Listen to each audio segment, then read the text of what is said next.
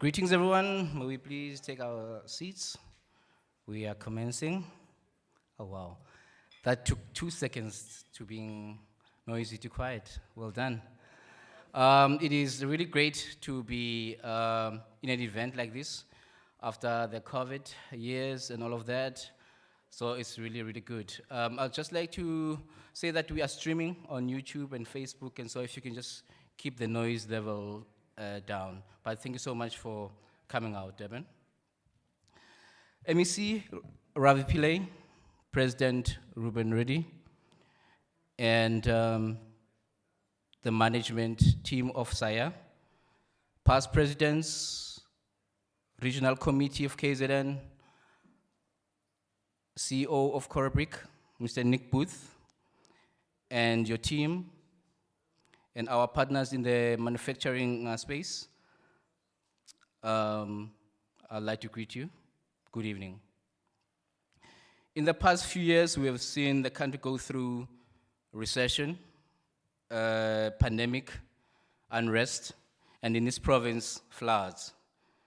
And all of that has been a mix that swells within a pot from which the construction industry also draws from. And that includes architecture. And it has spelled a poorly lit outlook for many. But tonight, as SAIA, we celebrate our leadership, and later, as you will see, we celebrate work that is exemplary from our colleagues in the form of the awards.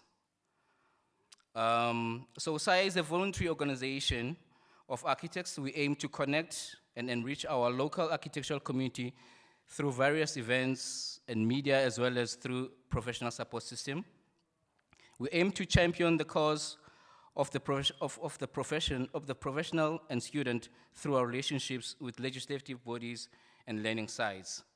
We are affiliated with international organizations such as DOCOMOMO, the UIA, AUA, Commonwealth Association of Architects, amongst others, to maintain relevance, collaboration, and contribution to the continent and worldwide agenda that ensures continuation of our craft. As I've mentioned at the start, today in our midst we have leadership. I'm going to introduce the MEC for Economic Development, Tourism, and Environmental Affairs, Mr. Ravi Pillay, and he will come up and address us after that.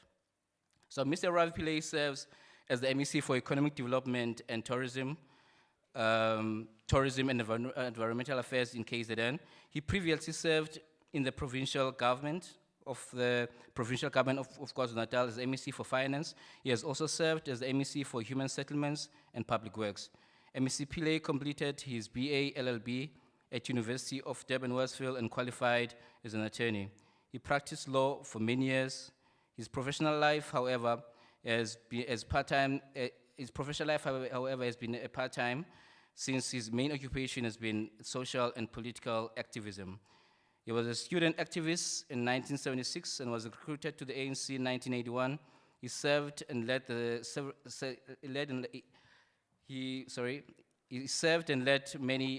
several civil, sporting, and religious organizations.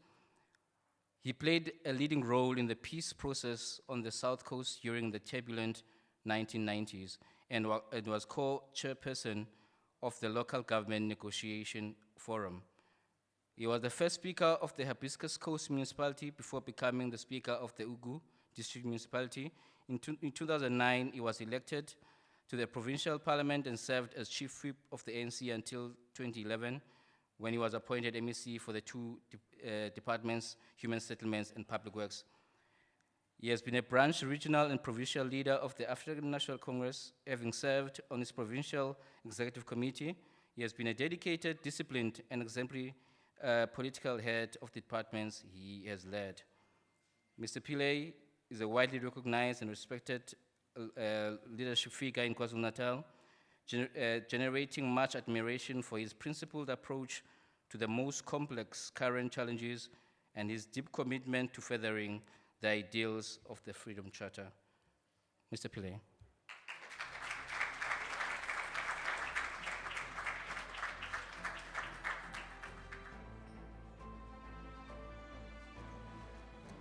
Thank you very much, Program Director.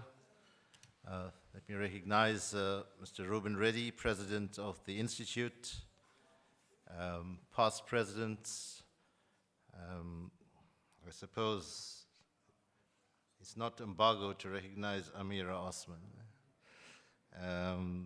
Leadership of leading business, I think it's not an accident that Corobrik leadership is here today, and members of the Institute, ladies and gentlemen. Of course, we stand here still reeling from the extraordinary acts of nature. Well, that might be a contested statement. Is it extraordinary act of nature, or is it man-made and influenced through climate change? Well, what it did do was produce the most catastrophic human tragedy in the history of our province. So we are still very much nursing our wounds, recovering from the tragic loss of life and human suffering on a massive scale. Sometimes numbers don't tell the actual story. So when you talk about 450 lives, read about it in its past. When you dig deeper and say that one family lost 10 members, and another 6, another 4, and I ask that just imagine in your family, think of all your immediate and extended members, and if you had to lose all of them at one go. It's massive. For about 88 families, the trauma still continues, no closure, because we have not been able to recover the bodies. So we pay tribute to South Africans from all walks of life, political parties, civil society, and indeed the international community as well for standing with our province during this worst floods in recent history. Of course, as the program director has mentioned, it comes against the backdrop of what is not just a triple hit, because it's a kind of quintuple hit, if I may, using that word correctly, because you had recession, COVID, unrest, floods, and you increasingly throw Ukraine into that impact. So it hasn't been easy and requires a significant resilience, another word that keeps being used time and time again. So we need to acknowledge that whenever the chips are down, we come together. And this has brought the kind of misery it has with its severe impact. But it brought misery to all, black and white, rich and poor, urban and rural, young and old. And so together we've had to come and heal those wounds and provide support for not just the bereaved, but also in the rebuilding effort. To just give you some sense of the scale, we say 450 lives, 88 still missing, probably 6,000 homes totally damaged, informal units, yes, most of them, another 6,000 very seriously damaged, probably around 6 billion rand of damage to your road infrastructure, and then your water and electricity and sanitation are the big ones.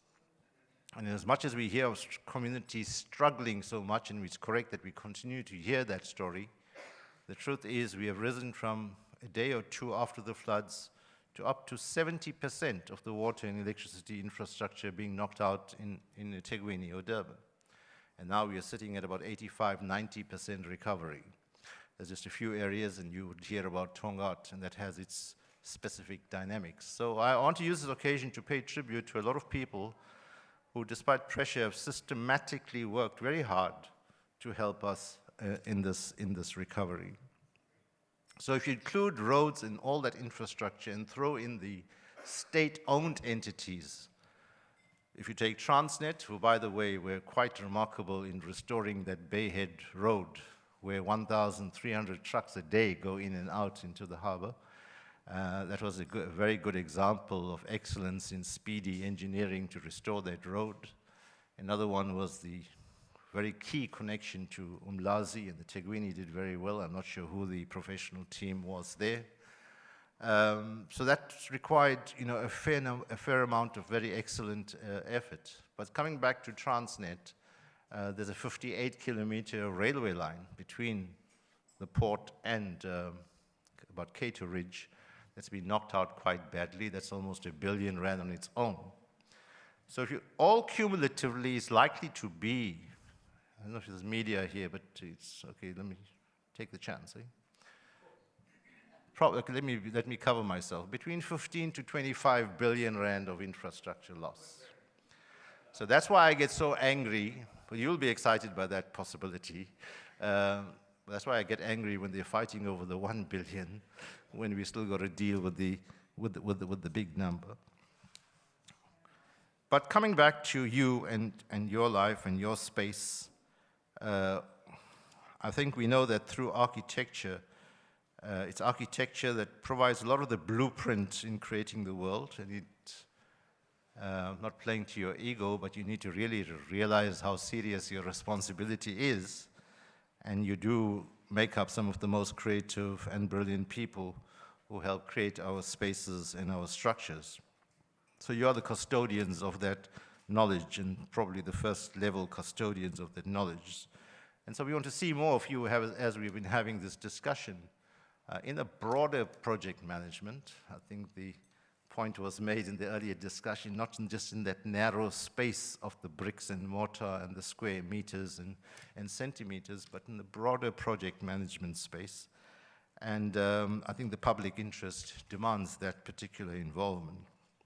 Although I must say in my previous life in public works, I would often complain that you guys over-design sometimes. And I won't ask why. I know I have my suspicions, but I think that's something we need to look at. We need more cost-effective models to deal with the challenges that we face. So we need a conversation about that at some point. So where are we? Let's just. I'm really feeling very good today, because it's after probably 72 hours of extreme stress. Because we had to work very hard to make sure today doesn't happen. What do I mean by that? Because there's a whole lot of social media hype that certain things are going to happen. And there's certain people who I have no doubt who are trying to make it happen. And we've got to be alive to the fact that there is that category of people who have their own nefarious agenda. It needs us all to be united in standing up against that chaotic force. And so I think we did that. We united. I think the police have done a magnificent job in planning, in their physical presence, in their reaction. I think there's probably only 2 incidents, and even there, the police reacted very quickly. In Hammersdale, and this is another term we must start to internalize and become part of. In Hammersdale, they demonstrated this concept of the social compact. At a higher level, it's government, business, labor, and civil society coming together in a social compact and adopting a plan where we're all going to be working towards the achievement of it in a united way. Excuse me. So in Hammersdale last night, it was the business, community structures, the police, and the organized taxi industry that stood together to resist a group of people who are wanting to engage in some looting. So that's the kind of social compact that we've got to build in every province, in every city, in every town, that will stand together to say we are building our country, we're not going to allow anybody to destabilize it. At a more micro level, we've still done some fair amount of work with regard to business forums, who have been delaying implementation of some projects. We were quite excited with the arrests led by our MEC for safety, community safety, MEC in Konieni, the arrests of those who disrupted the Durban High Court construction site. And that was a huge message. But we're very clear, because we also can't be superficial in our understanding of this phenomenon. And that is that there's a large body of aspirant entrepreneurs and business people who feel they are left out. And we've got to create the space for them. And that's why as a provincial government, we've been saying, very clear, we're saying, if you want to behave like a mafia protection racket, then you're a criminal and the law must take its course. If you're interested in genuine empowerment, our doors are open. It's our duty and obligation. And it's in that spirit that we've been engaging with many of the organized formations. Everybody gets brushed with this business forum label, but actually there are many of these structures which are as legitimate as your chambers or business associations or even your institute. And it's our duty to listen to them and talk to them and open doors for them. In fact, we have a draft MOU which is under consideration, which includes some of those elements who are openly confess that they did these things in the past and they know it is wrong, and they commit to certain basic principles which for us are non-negotiable.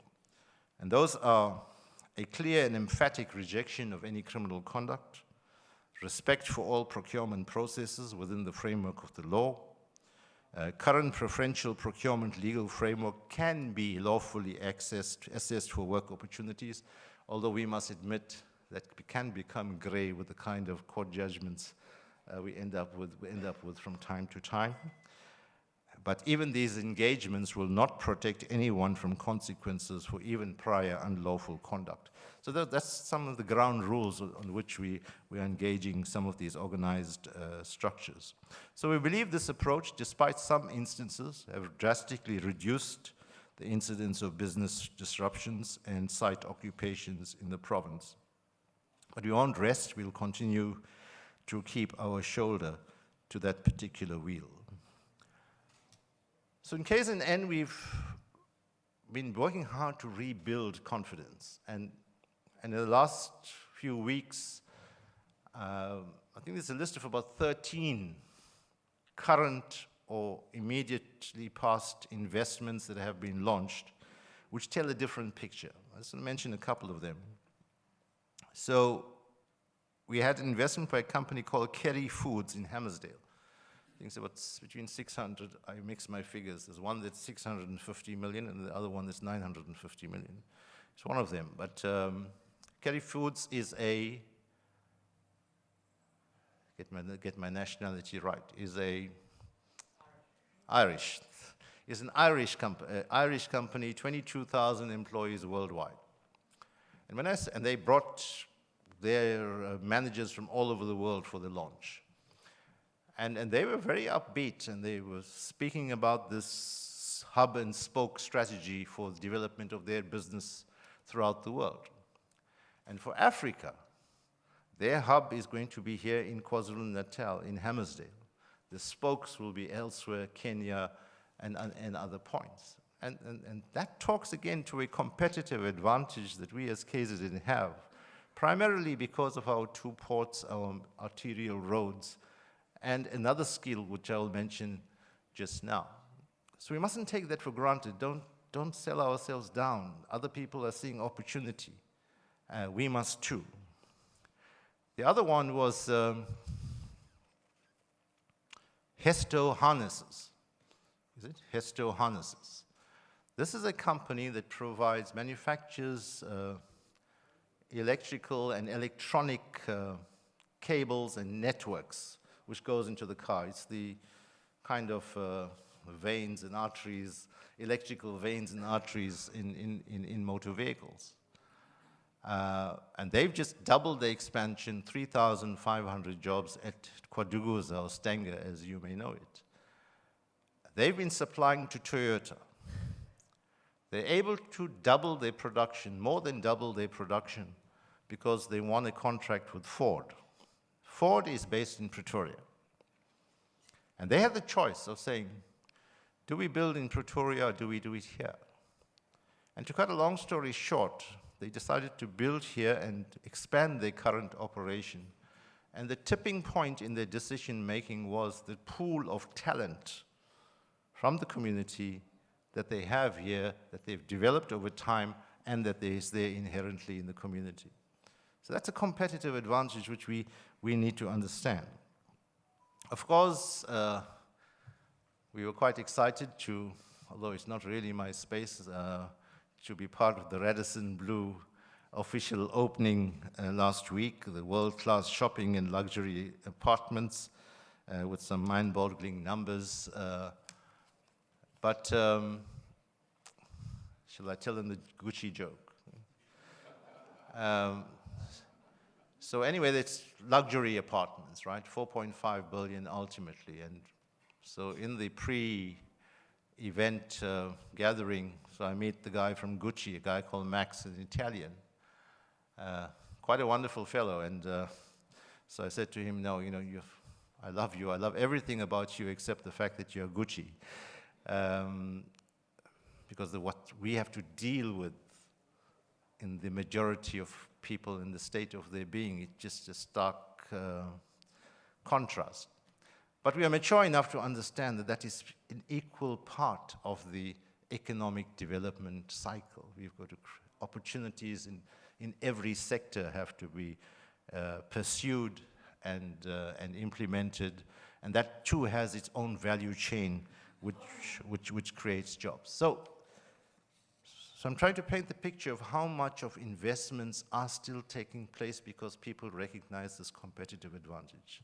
Our job is to deal with the negative side, to get over the consequences of the unrest, to practically work as far as the floods are concerned, to build a new confidence that KZN is, I'm tired of KZN being defined as a lawless place, a backward place, a tribal place, and so it's not. The vast majority of us I think as talented, as farsighted, and as modern, and as hopeful as any other part of the country, and we want that critical mass of majority to stand up and say, we are the true KwaZulu-Natal, and you guys here are going to help us do that in exploiting the opportunities that are going to present itself. We do have an economic recovery plan. I don't want to be too long. You've got a short program. I'm not going to go through the A to the Z of that economic recovery plan. Suffice to say that we've broken it up into 14 sectors, with the pillars being agriculture, tourism, manufacturing. Interestingly enough, manufacturing is the single biggest at about 14%.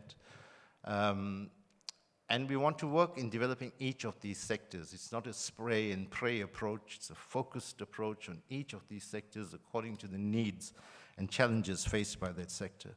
And that is where the social compact comes in. And in each of these sectors, we have work streams that includes government, business, labor, and civil society.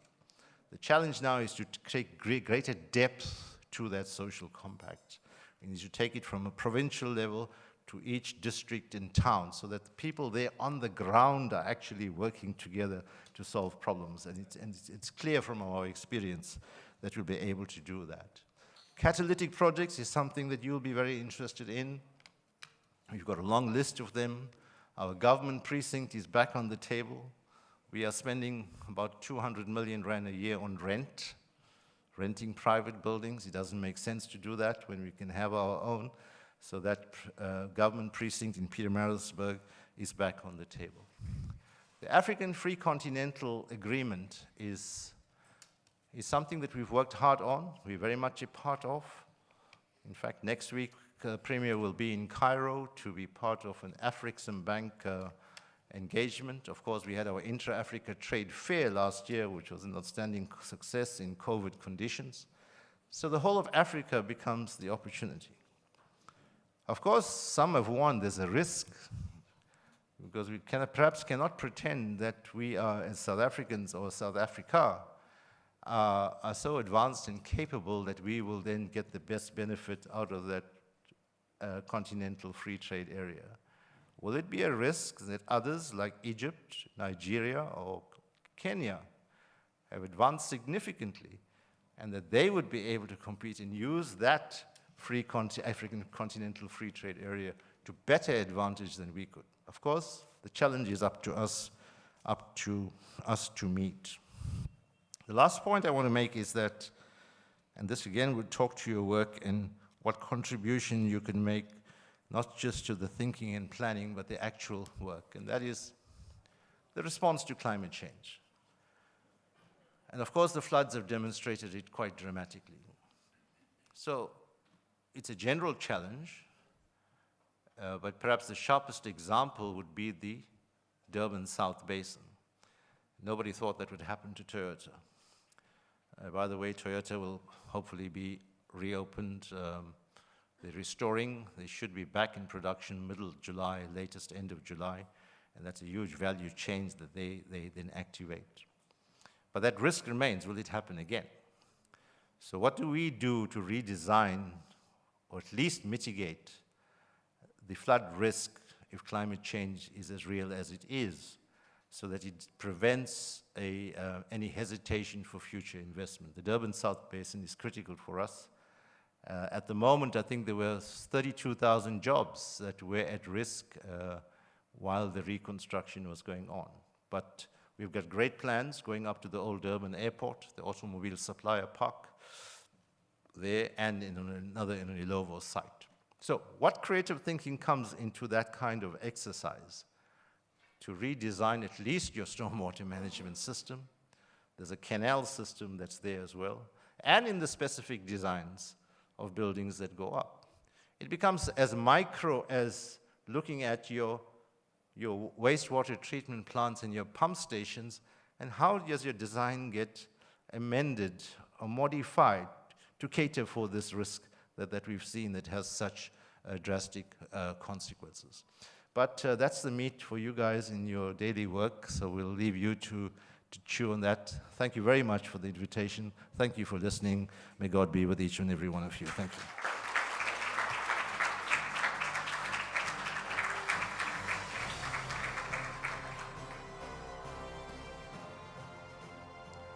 Thank you, MEC. I would say, indeed, a friend of the architects, now that I've been asked to come here and give people titles, formal or otherwise. But he has visited us at the Institute during Ruben-SAIA in the region.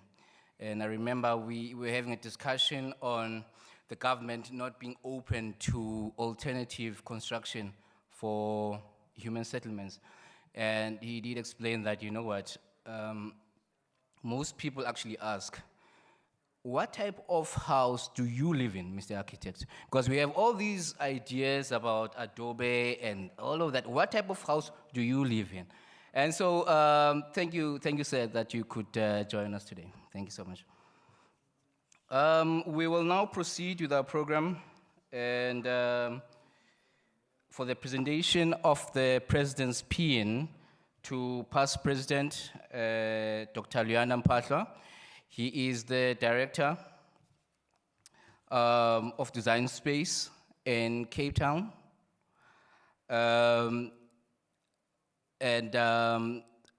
Under his tenure, we actually made huge progress in terms of connections with Africa Union of Architects, because as South Africa, we cannot actually operate in isolation. So a man of discipline, disciplinarian, Dr. Mpahla, thank you so much. You led us so well. Could you please come to the floor?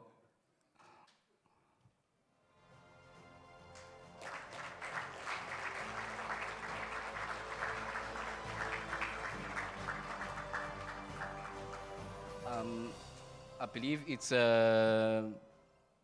President Bingham was coming to. I'm not sure about the disciplinarian part. In a good way, in a good way. I think President Kate, you coming. Kate Orton was born in Durban and studied at Wits University. She says this about architecture. Philosophically, our work is mindful of place and people. We work within the African tradition of spaces being emotional carriers of meaning. Our buildings are happy buildings, fabricated landscapes where light, color, material, texture, and the change of season all interplay to delight of senses and lifting of the spirit. And President Kate, much like President Mpahla, are came in the institute and gave it actually a fresh meaning, because they have not been, like some of us, in the institute all their lives, and people think they should be living actually. Presidents.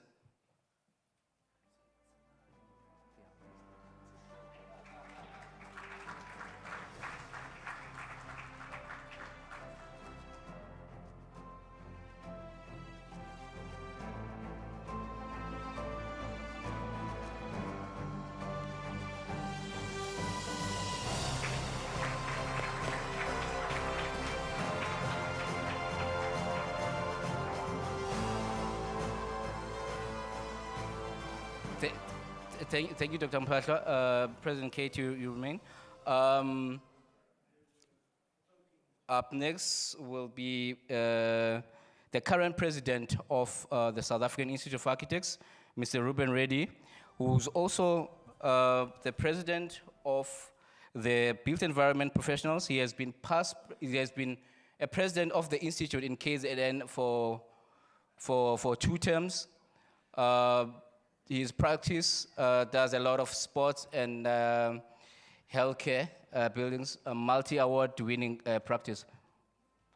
Mr. Reddy, the medal.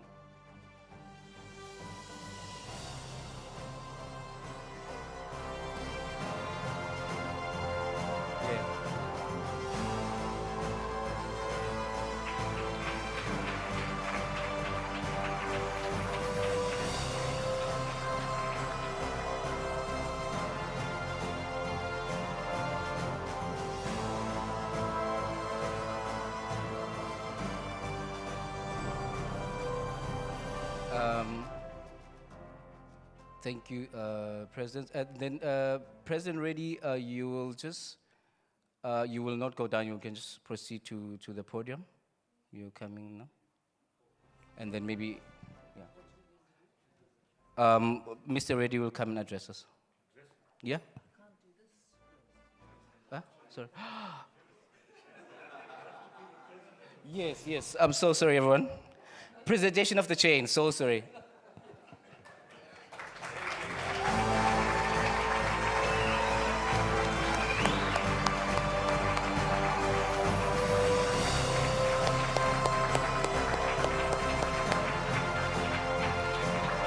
All the architectural matters and issues of the profession right on your shoulders, sir.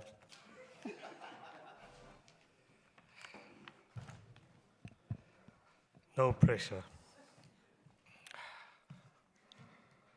I've had 2 people ask me today whether this is an ordination and whether I'm going to be the archbishop of something.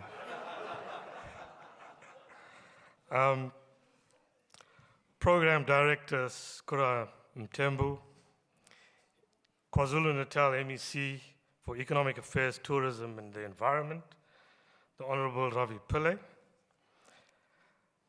Corobrik CEO, Nick Booth, Corobrik Sales Director, Chris de Trevor, members of the board and staff at the South African Institute of Architects, honored guests, fellow architects, family and friends. A special mention must be made to architect Ahmed Said Sidat, sits over there, and his business partner, the late architect Mohammed Sidat, represented this evening by his wife Messina. She, incidentally, was my cricket club chair, treasurer, secretary, off-field captain, and transporter 45 years ago.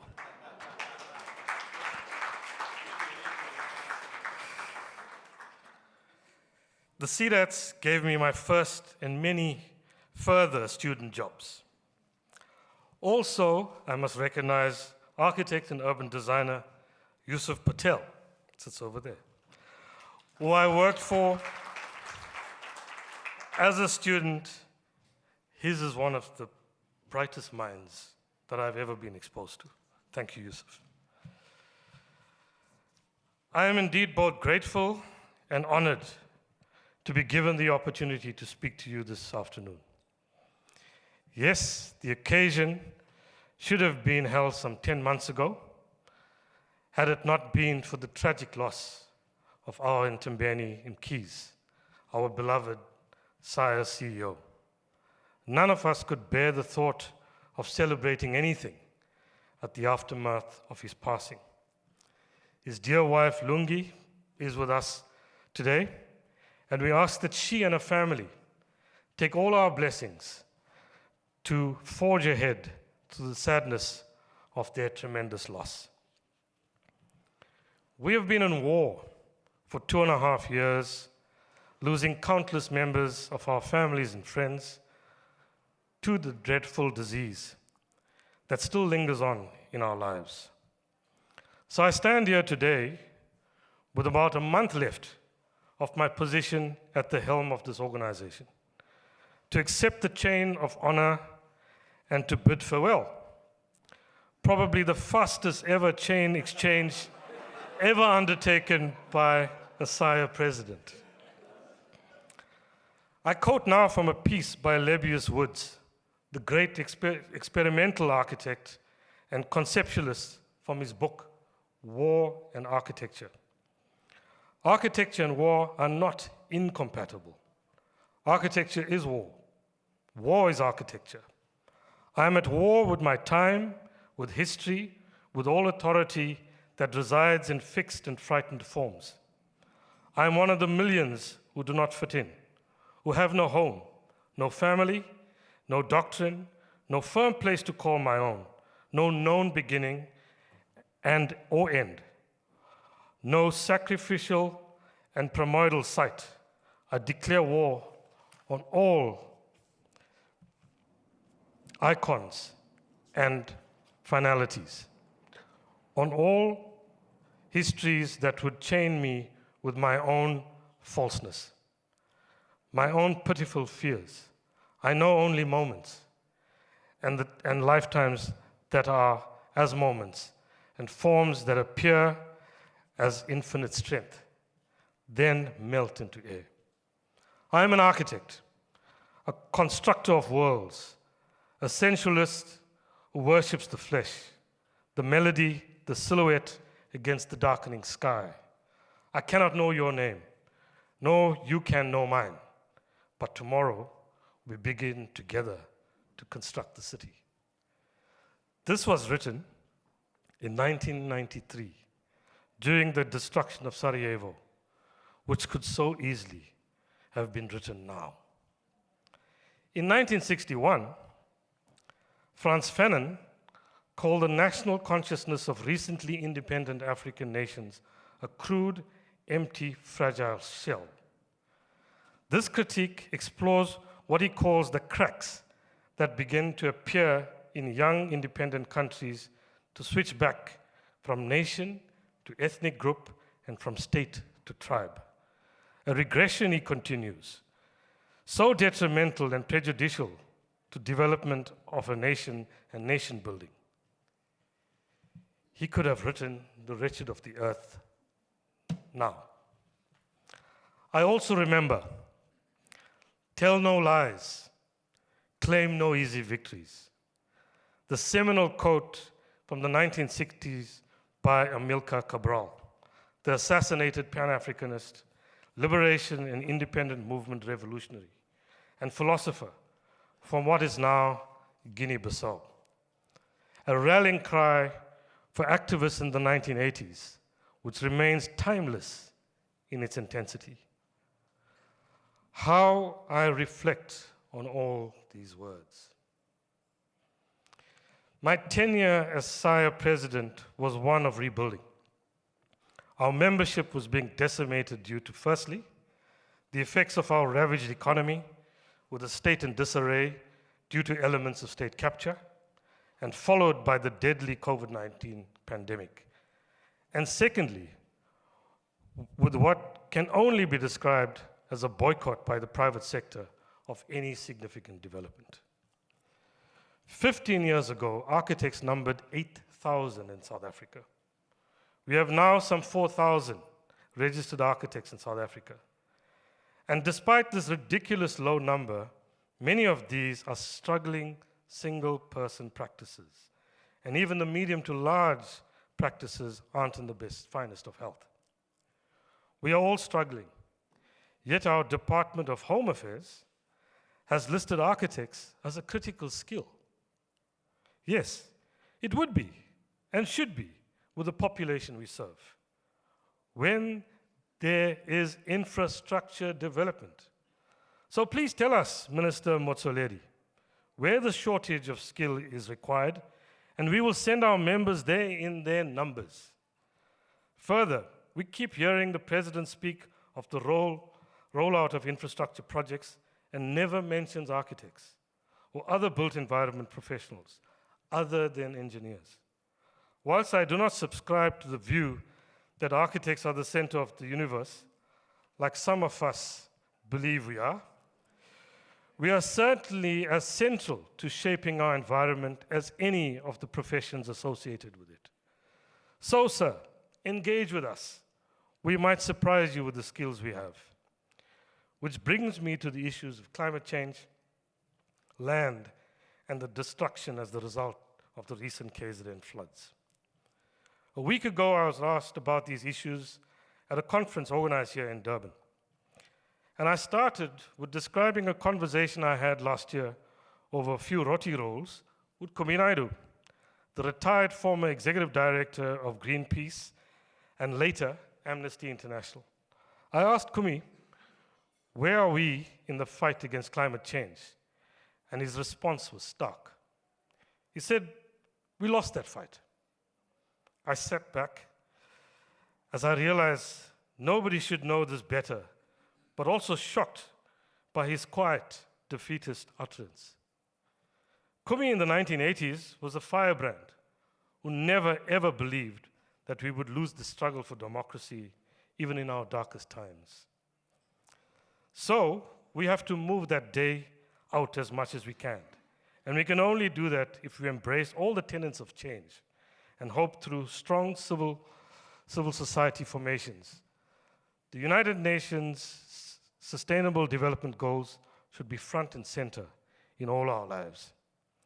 In our country, the issue of land and the lack of access to it by the majority of citizens is crucial to achieving sustainable development goals.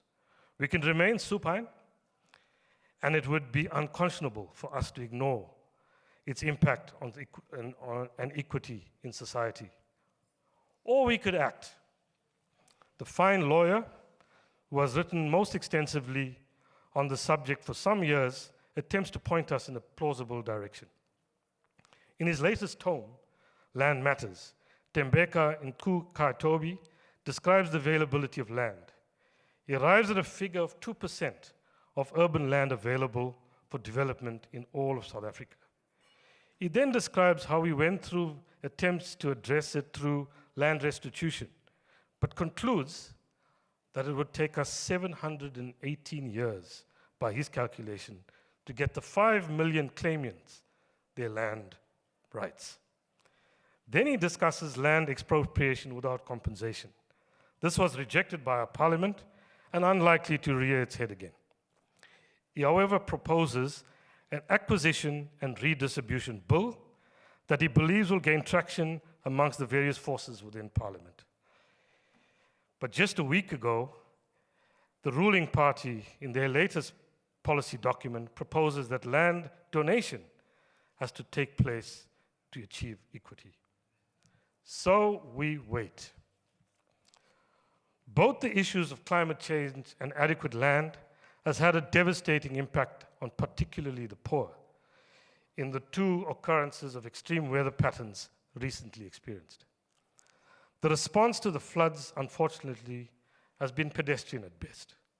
We as the built environment professions, through our umbrella organization, Built Environment Professionals South Africa, which I chair, have begun to engage Infrastructure South Africa in the presidency, who are tasked to deal with the coordination of the rebuild and repair effort.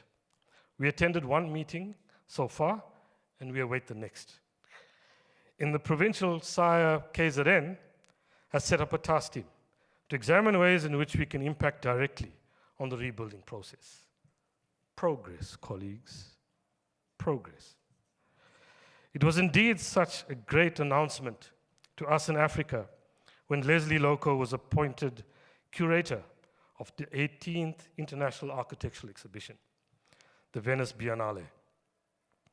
Leslie, in her introduction at the opening, speaks that actioning diversity should be the norm, and goes on to pronounce, there's one place in which all these questions of equity, resources, race, hope, and fear converge and coalesce: Africa.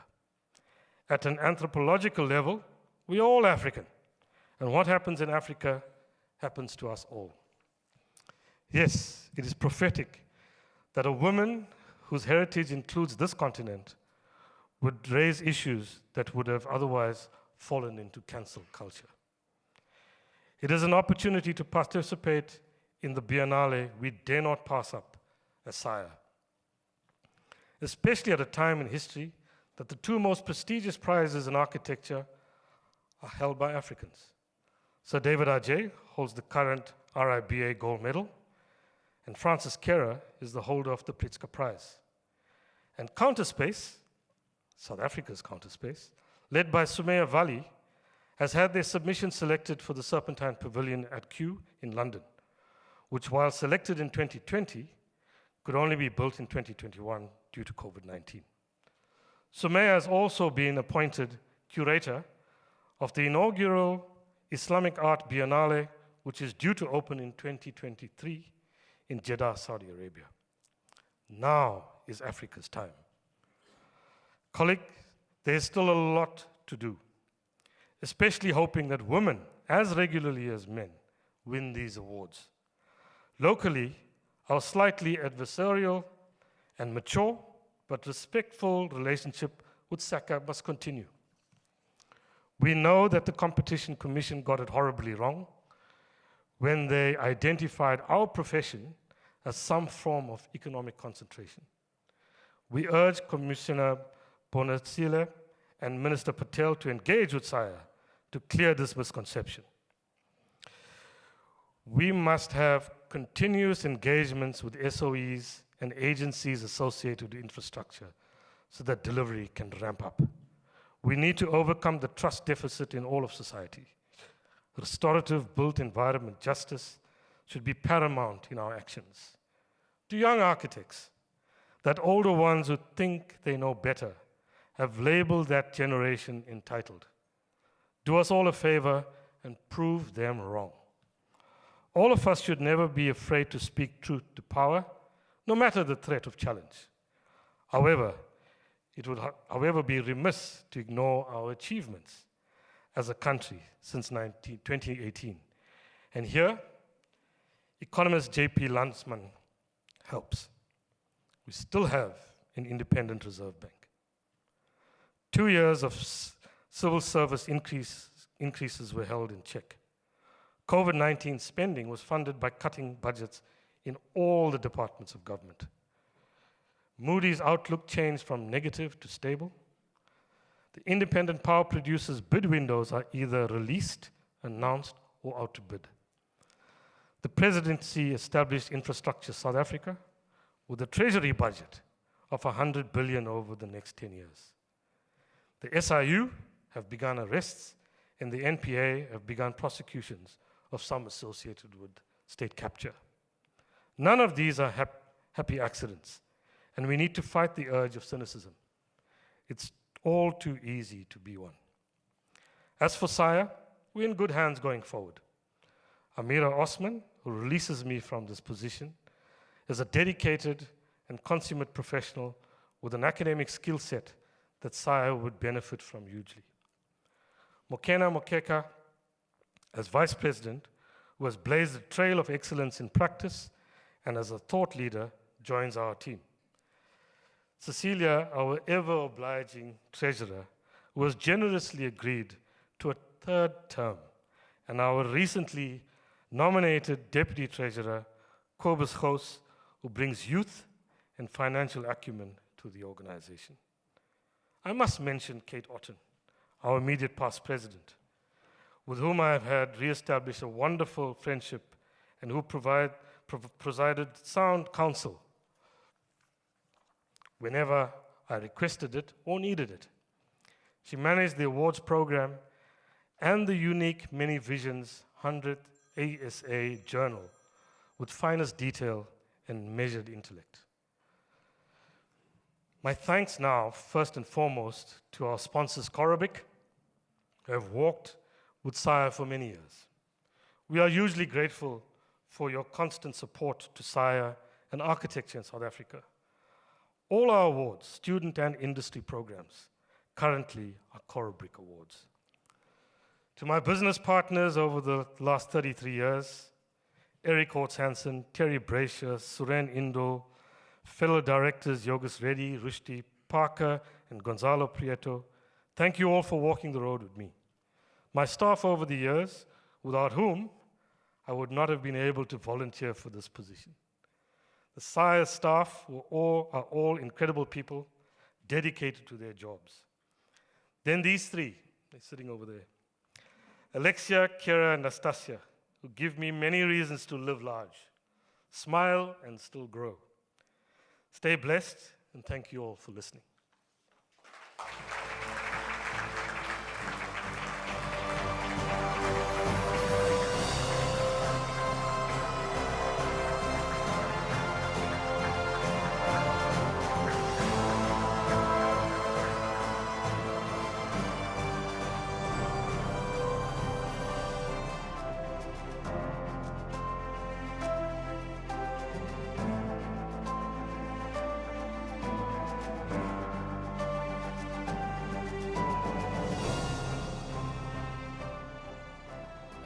President Reddy, if you may please introduce the rest of the main coach.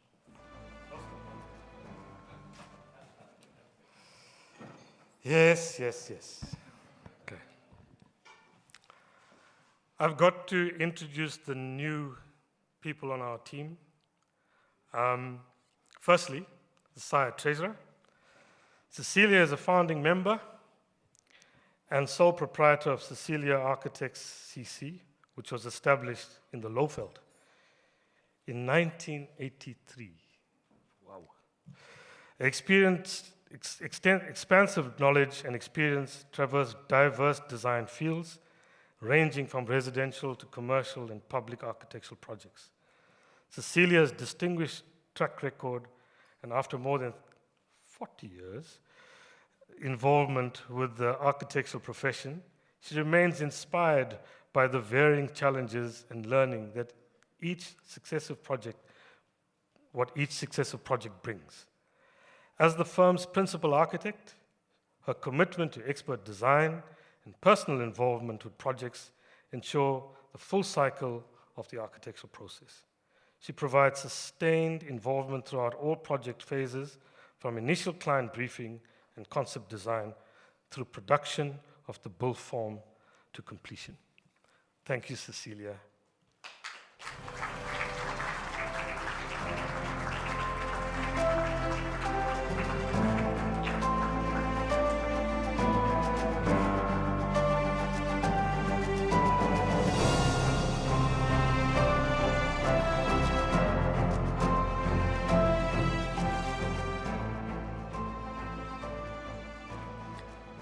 Okay, thank you very much. Good evening, everybody. When I became the treasurer in August 2020, the SAIA financials were not looking good. As Jan Ras, the previous treasurer, would say, I started with a very empty pocket. So the 2019 loss of 500,000 plus, I thought was horrendous. I never realized that it will become even worse. So in 2020, we had a loss of over 900,000. But I can happily say tonight that we turned it around, and this year we have a small profit of 171,000. So, thank you. For the year ended 30 June 2021. And thank you to everybody who contributed to this. This is a team effort. I mean, with the presidents, with Kate, with Ruben, you know, we had to sit down, see what we can do, where we can cut, and it's all about a disciplined approach. Though the income from membership fees reduced drastically, other income received was with CPD validation, the benchmark survey payment that we received from SAIA, and then other sponsorships that increased. And then I must say, you know, as SAIA, we are very grateful towards Corobrik for their generous sponsorship. Without them, we cannot afford to have this platform for our members to expose themselves and expose the good work that they do. Thank you. So the biggest contributor to the improvement from a loss to a profit was also the reduction in administrative expenses.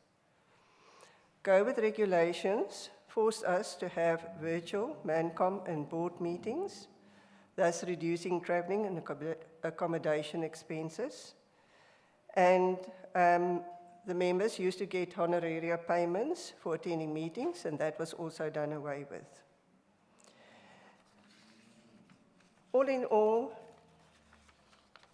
you know, we also had other expenses because at the stage that the decision was taken to move from the old or the previous offices to a new, more modern space, we of course could not foreseen that COVID would happen. And because of the lockdown restrictions, we could not move. We had to pay double rent at some stage, so it also contributed to the expenses.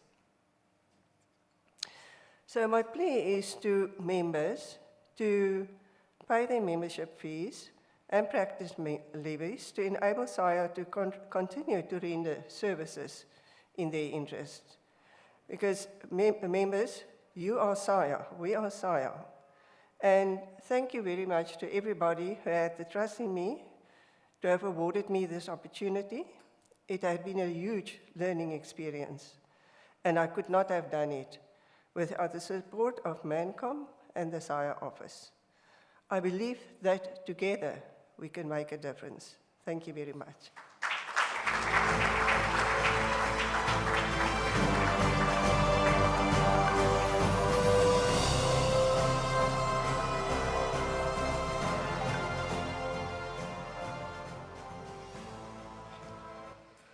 Next, Professor Amira Osman, SAIA Vice President.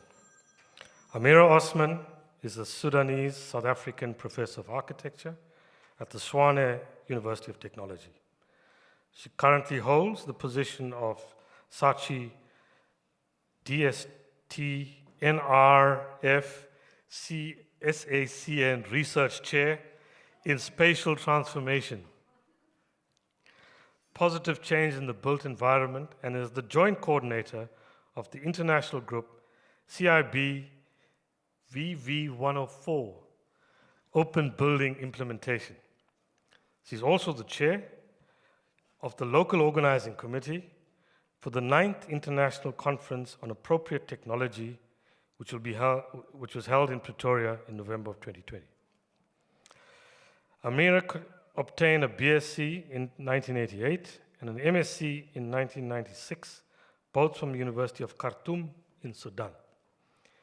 She has a diploma from the Institute for Housing Studies at Rotterdam, IHS, in 1992, and a PhD in architecture from the University of Pretoria in 2004. Amira hosted and convened the World Congress on Housing in 2005 at the University of Pretoria, and the Sustainable Human Settlements, the Urban Challenge in 2012 at the University of Johannesburg. She served as UIA 2014 Durban General Reporter and head of the Scientific Committee for the International Union of Architects, and the South African Institute of Architects. Professor Amira Osman.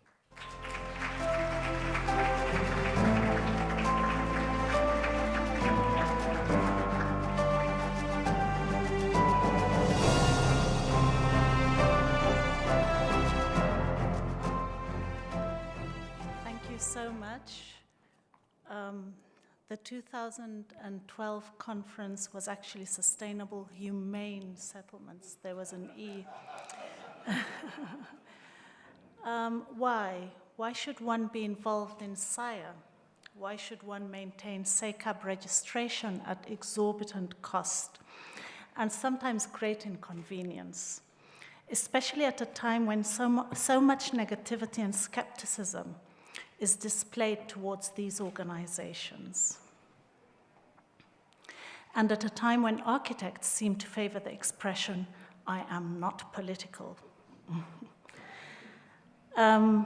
Everyone that says I'm not political is inadvertently making a political statement. Hilton Judin opened UIA 2014 Durban with a statement, "Architecture is political. Architecture is indeed political. Buildings, technology, design, and space are political. Decision-making in a built environment is political. Yes, material selection and detailing are political. Everything we do is value-based. Nothing is neutral. How we build, where we build, how we make decisions about our cities and our neighborhoods says something about our belief systems." Transformation is multidimensional. Transforming our profession is about how we teach, research, and practice, as well as the demographic profile of the architectural community. Every project and site-level intervention has the potential to be transformational. Experimentation and innovative pilot projects are as important as policy change. Some would say Africa has lost the development game, but what if we applied a different conceptual lens? What if we saw Africa and African countries as pioneers? What if we offer an alternative perspective to the dominant narrative, the dominant scientific, technical, and political economy debates? If we look beyond those dominant narratives, big government and big capital, we will find grassroots initiatives at local level, at site level, in communities, away from the prevalent news cycles. We find governance systems, decision-making mechanisms, financial support systems that are highly evolved, and that may be the answers to the conceptualizing of an alternative future where the focus is on decentralized and local systems of innovation rather than grand political gestures. African cities are sites of incredible creativity. I present an alternative, unique, forward-looking, and intelligently optimistic outlook, a counter-narrative to the doom and gloom of political analysis and much of what is written and much of what emerges in the political domain about Africa. Someone recently said, "I don't believe in narratives. I want numbers, hard science, and facts." However, I say we need to take the numbers, hard science, and facts and create narratives for how we creatively harness them for a better future. The numbers say unemployment levels are high, people spend larger percentages of their time and income on travel to and from work opportunities. The construction industry is the biggest culprit in environmental damage. The numbers say that urbanized informal settlement city dwellers are salaried people, while rural dwellers tend to rely on government grants. The numbers tell us that the floods that ravaged KwaZulu-Natal will occur multiple times a year when they once used to happen every so many years. The numbers tell us that not many architects, and Ruben, I think, made mention of that. The numbers tell us that not many architects elect to be involved with our formal voluntary and regulatory structures. The numbers tell us that we are a profession disengaged, uninvolved in the real-life problems of our majority citizens. The numbers therefore also tell us that we are a profession at risk of being redundant. We need to change the narrative and make sure those numbers change. I salute Ruben, who has worked tirelessly to clean up the organization. I would have been very nervous if Ruben hadn't been doing that, to be taking on this position. I salute the incoming Vice President, Mokena Makeka. We continue our work and shared vision for the profession, which started 4 years before UIA 2014 Durban. Indeed, UIA 2014 legacy will be driving our work. I acknowledge the hard work of my colleagues. Luyanda, thank you for opening doors. Jackie, our CEO, Cecilia, and Penny, and everyone else that has worked very hard towards cleaning up a lot of the mess that was at SAIA. And I salute Mtembeni in his absence. I'm actually here because of Mtembeni. Kate Otten, as past president, gave online a symbolic tree to each of us, to each of the incoming office bearers. My tree, if I remember correctly, was a bougainvillea because of my scarves and other reasons. So this color is for you, Kate. I salute you and your Many Voices initiative. We must keep it alive. I am not as poetic as you. I tend to state my intentions in clear language. My agenda is clear: transformation.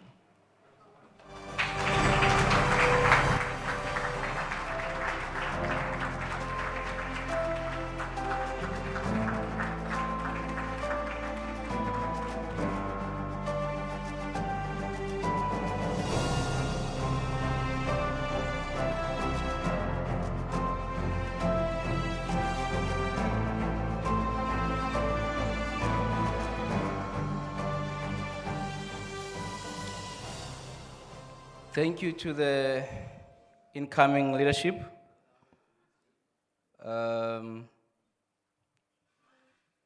Mr. Ruben Reddy, as much as of an activist that he is, I think his tenure has been characterized by administration mostly.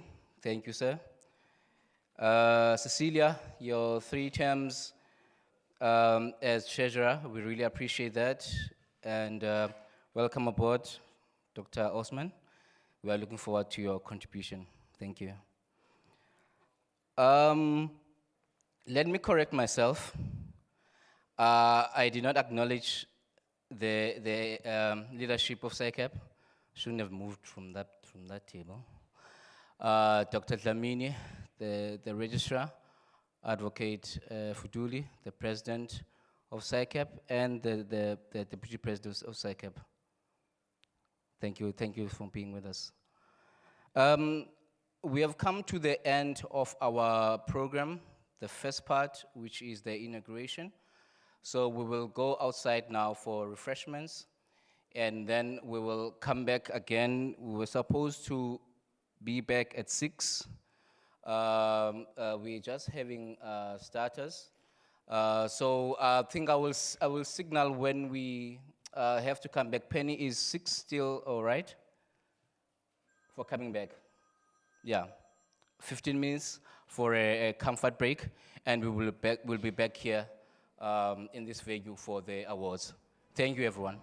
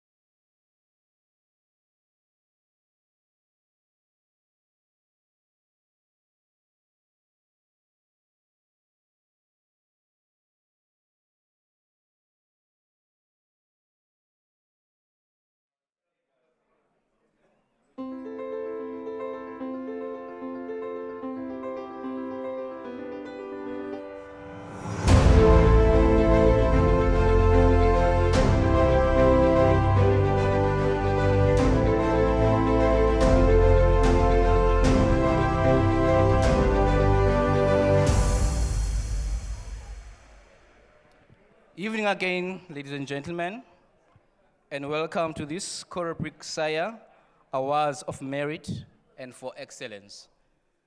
So as SAIA, apart from championing the cause of the profession with authorities, parastatals, and other bodies that we work with, we also promote architecture through awards. And one may ask, what is good architecture? And Vitruvius tells us commodity, firmness, and delight. But let me not get into that. Architect Kate Orton will be doing that for us. Past President, when you're ready.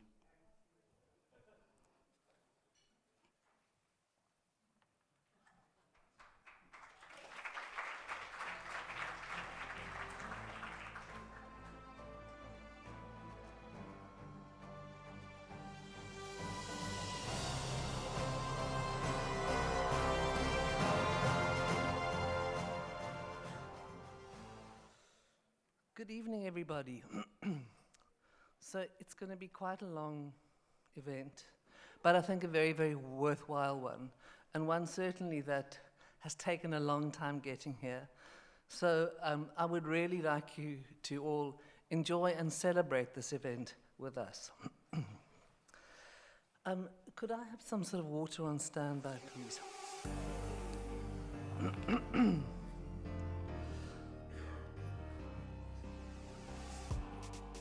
The Corobrik-SAIA Awards for Excellence is a prestigious event in the SAIA calendar. Are you fine? Thank you.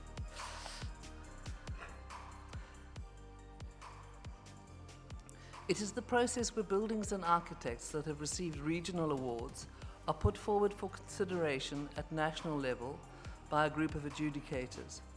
The adjudicators, who are independent of the regional awards process and who are selected by the SAIA president in their capacity as convener. So in this case, that was myself. I was then president. This honor passed to me for the 2019-2020 cycle, which has been somewhat delayed, having taken place through a period of immense difficulty.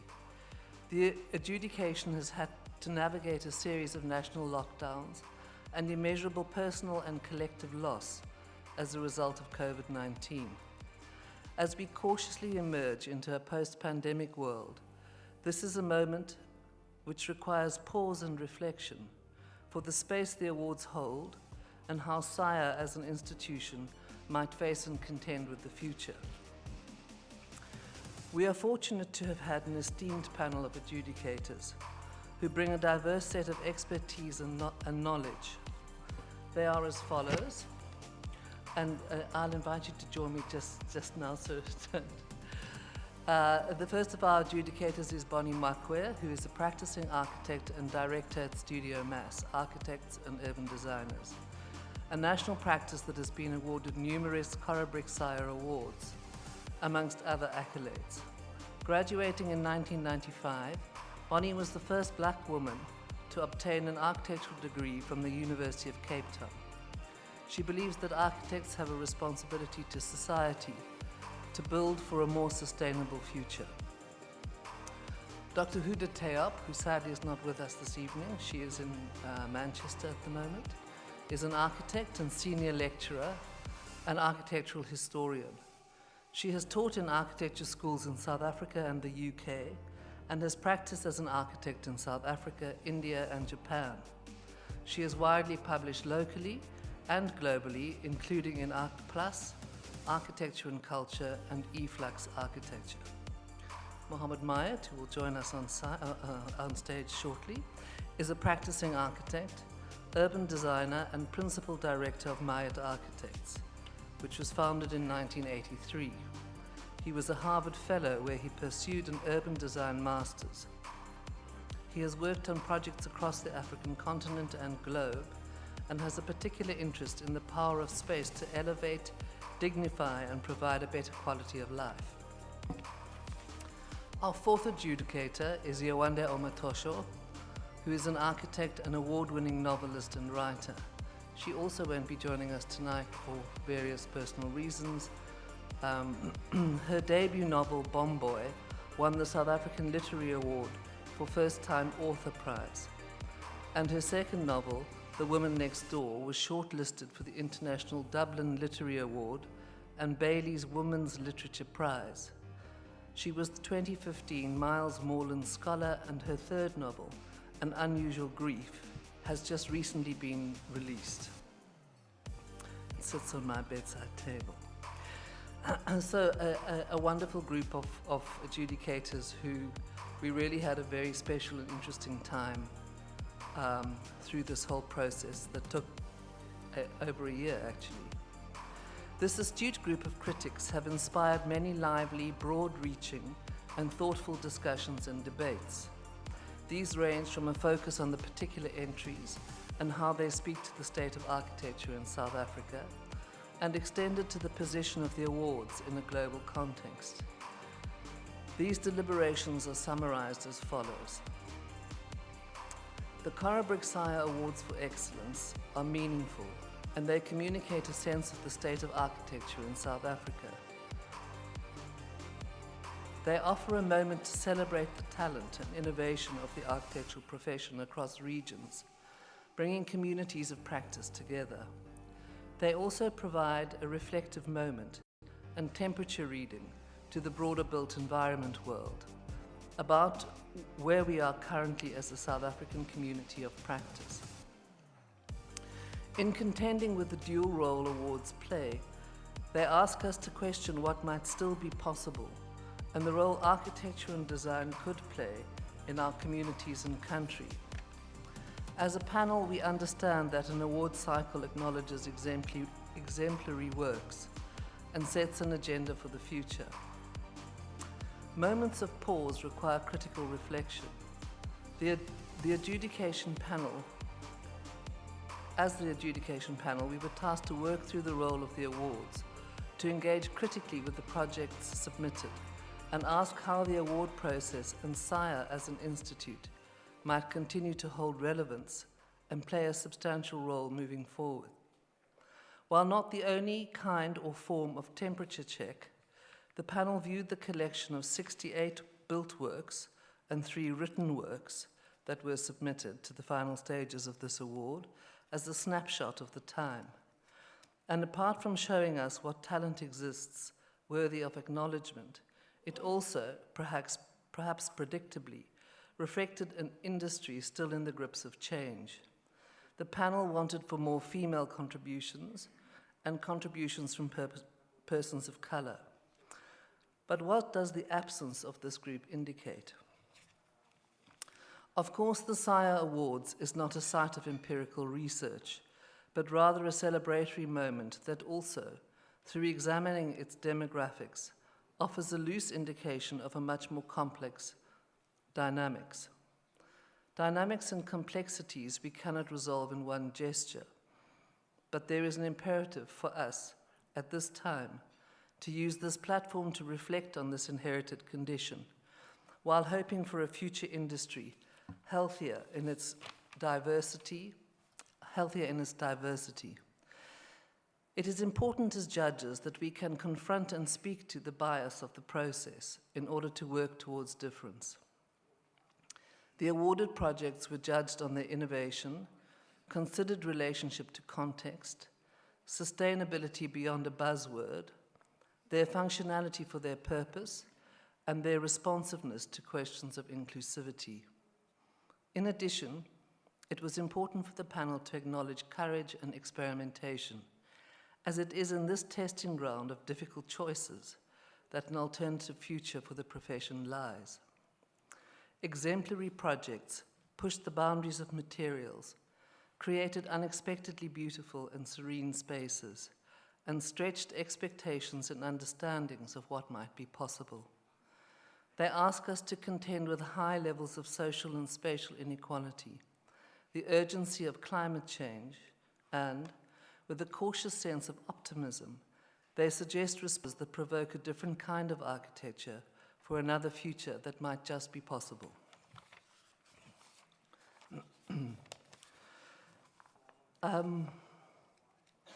Sorry, I just have to ask this. Do I just continue on through the whole event relentlessly? Okay, good.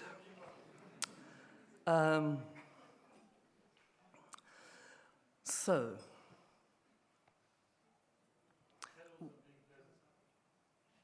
I'm not president. Thank you. Okay, so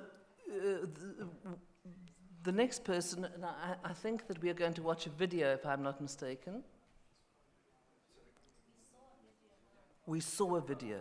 No, but there's another video. Okay, so really what I'm wanting to do is invite the CEO of Corobrik up to speak to us one moment. But I want to just say how incredibly important, and people have said this repeatedly, but how incredibly important Corobrik's role has been in this whole process and absolutely makes it possible. So please, Nick Booth, if you would come up here. And he's going to speak first. This is your reward after you speak, okay?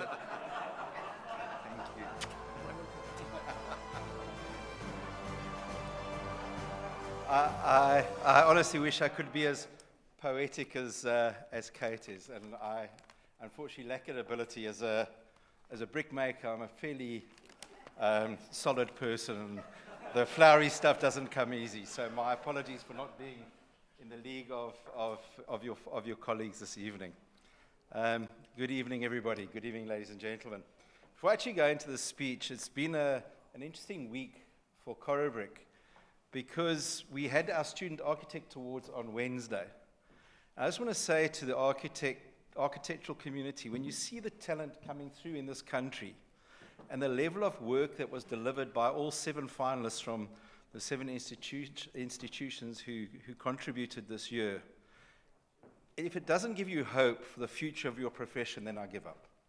The caliber of the work answered so many of the questions Kate raised earlier in terms of use of space and how we deal with the challenges facing South Africa's day. And there was a number of answers given in those projects. So I urge you all, go onto the Corobrik website and go and look at the presentation those students came through with. They're absolutely outstanding work.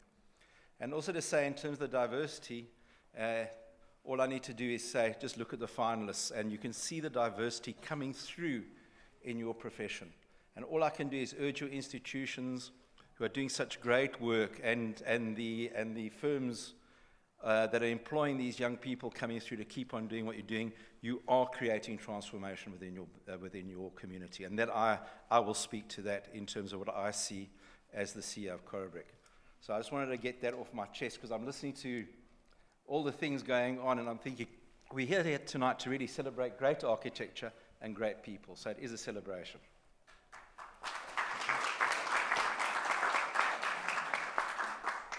You know, in these times of enforced separation that we've faced, and we thought enforced separation some 20 years ago was something else, but COVID's taught us there's different kinds of enforced separation. And we've been forced to communicate over electronic media. More and more apparent, even in these times of electronic communication, that it's the strong relationships that are the backbone of human success. And despite the separation, the relationships have remained. And this relationship between Corobrik and the South African Institute of Architects, I believe, is fundamentally one of those absolutely profound relationships. It's not just a supplier and a profession. It's a partnership. And it's that relationship, I think, that's carried us through to where we are tonight. And we've met each other over the years, and I've met all the characters in your industry, of which you have many. And it's been an absolute pleasure. But, you know, clay brick, this ancient building material, this fired clay brick, really has stood the test of time and fashion, and still remains very relevant as a key structural component, a fashionable finish, and a geometric contributor to that spatial concept that we all talk about, and is still contributing to so many modern 21st century buildings. It might be an ancient material, but the way we're using it and the new concepts we're coming up with between ourselves and your community are adding to the longevity of the product. We continue to support the architectural profession. I was asked by Cecilia earlier, are we going to continue? Absolutely, we're going to continue supporting SAIA, because we believe, and really not just me, but Corobrik believes, that great architects add the creative genius to South Africa's built environment. Great architecture is an investment, beauty, inspires people, improves lives, adds significantly to the economy, and not least, leaves legacies for future generations to admire. Pat yourselves on the back, architects.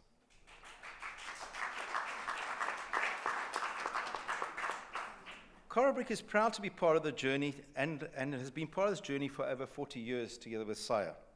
And we will continue to ensure that our relationship with SAIA grows, but we also need to adapt to the changing environment in which we operate, the tough times that Ruben mentioned, but together I'm sure we can find our ways through and deal with these challenges. Corobrik will continue to invest in South Africa, and will continue to significantly contribute to the infrastructure that our country so desperately needs. I'd like to congratulate Mr. Ruben Reddy on his inauguration.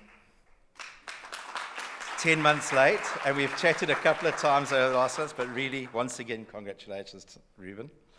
And I want to wish the organization prosperity under his guidance, because he's done this administration job, which everybody, I think, shied away from, so my congrats to him. And I'm sure that under our future president in waiting, that it's going to continue, not necessarily from an administration point of view, but to grow as an organization. So well done. And lastly, but not least, I'd like to congratulate all of the entrants for their participation in the awards. Even if you don't win something, the fact that we're getting these nominations and these projects put through is so exciting. But of course, a special congratulations to those of you whose work has been recognized for its merit or excellence by your peers. I really believe that it's these projects that will show the health and vision of South African architecture, and long may this continue. Thank you very much.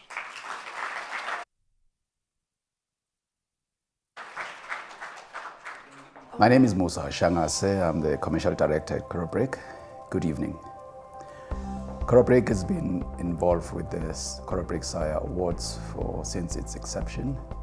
Not only do we sponsor this initiative, we also sponsor the Student Architectural Awards, which it's done every year from 8 universities in South Africa.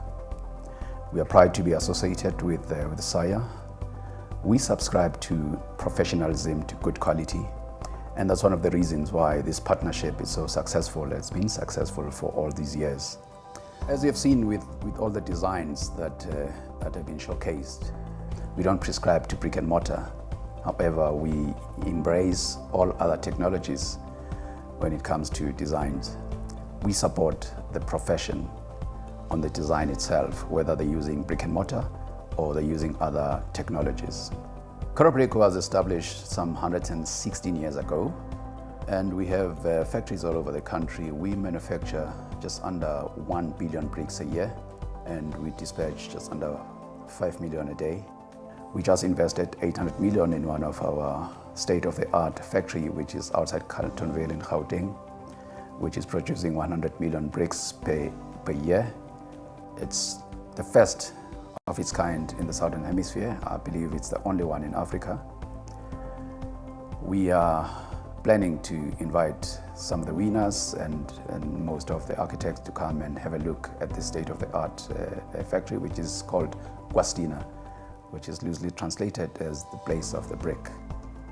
Our association with architects is that Corobrik produce high-quality products, and we would like to see those products going to the state-of-the-art structures, and that's one of the many reasons that we associate ourselves with the SAIA. We are proud to be associated with the South African Institute of Architecture. Once more, to all the winners, congratulations. Go out there and don't forget to specify Corobrik products. I thank you.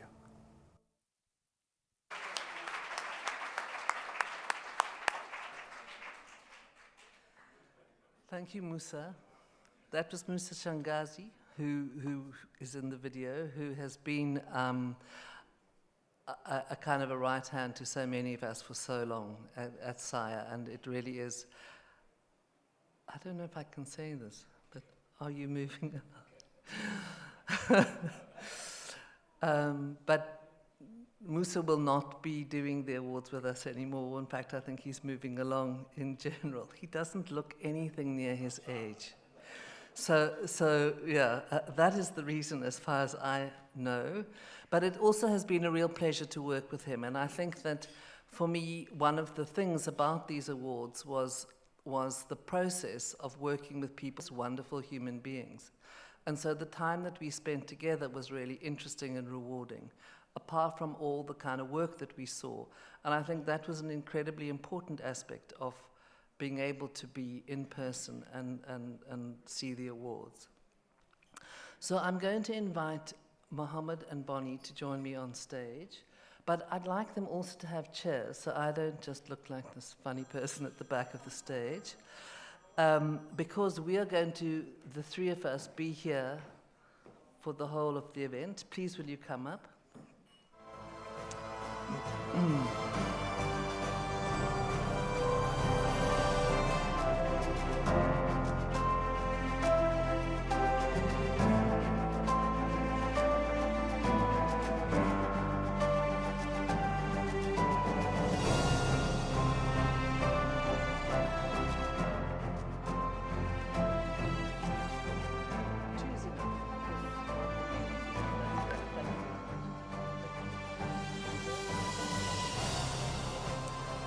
Okay, so if I can just explain the kind of order of things, I will announce the award and the award winner, and then one of the three of us will read the citation, and then we will invite the winner to come up to receive their award, and to know that some of them are here and some of them are virtual.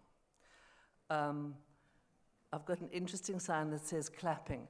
I think we could do clapping after, not now. We could do clapping after the award has been announced and before the adjudicator reads the citation. Okay, so we will first be doing the commendations, then the merit awards, and then the awards of excellence. And so let me begin then. The first commendation, drum roll, goes to New Torwood Semis by BD Studio Architects.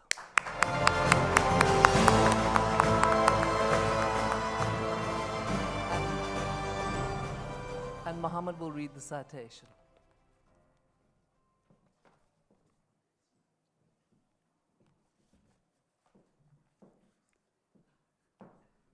The New Torwood Semis, Forest Town, Johannesburg, by BD Studio Architects. This project comprises of two houses which rethink the semi-detached typology for suburban and luxury setting. The two houses are mirrored in plan and share a party wall. They are positioned close to the street, making the most of the slightly elevated position to gain views and forming an edge to the street. The houses are an exercise in careful and considered modern planning.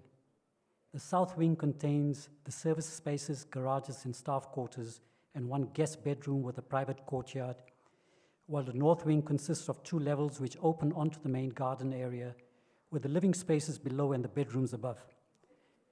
The bedrooms and family lounge are expressed as a concrete frame box, which acts as a brisole for the glazing, and is detailed with a series of sliding wooden screens.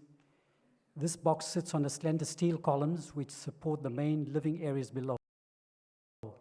And living areas are treated as an extension of the garden with a seamless and easy transition between exterior and interior.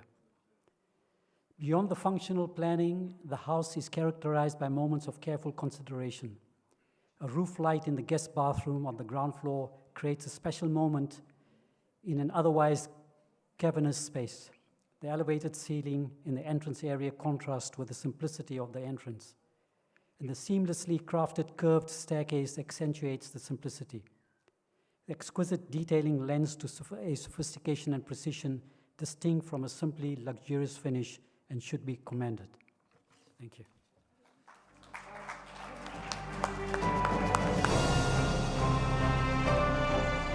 Sorry, could you bring up the award?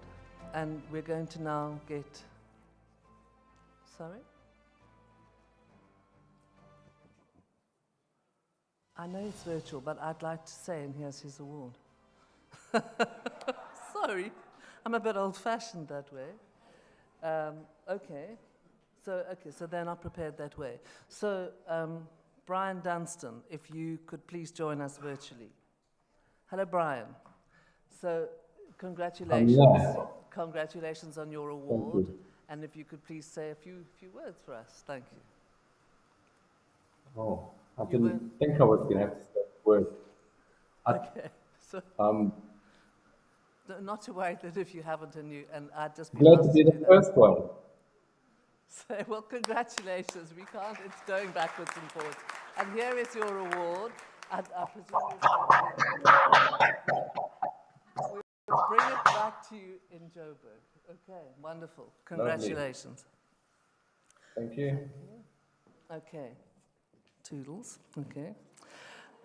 Right. So then the next commendation is awarded to Arklow Villa 3, Greenpoint, Cape Town, to Douglas and Company. Yay!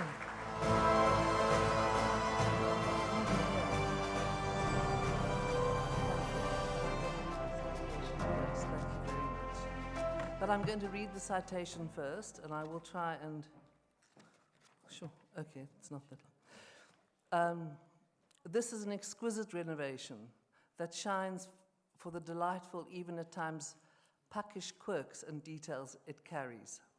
As is often the case, the best design seems to emerge from constraint. 120-year-old Victorian semi-detached, tight site, neighbors on 3 sides, street facing. How to make something special, keeping to height restrictions and connected to, if not mimicking, the historical context in which it sits. The answer seems to be, with a lot of care and everything idiosyncratic and made to fit. In particular, the use of timber, light, and views give the home a sense of wonder and lightness. If I could ask, I think it's Liani who is going to come up to get the award. Is that correct?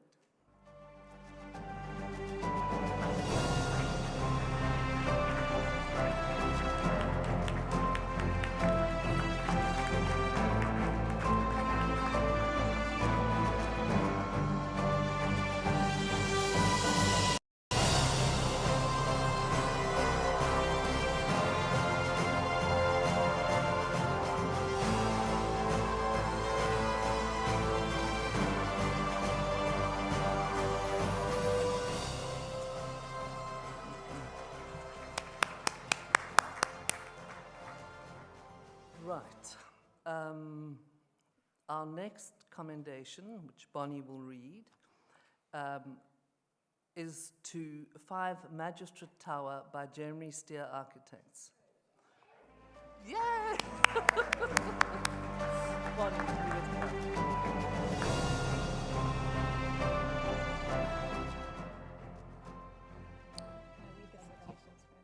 Hello. He's here. 5 Magistrate Towers is an extension to an existing 1970s house.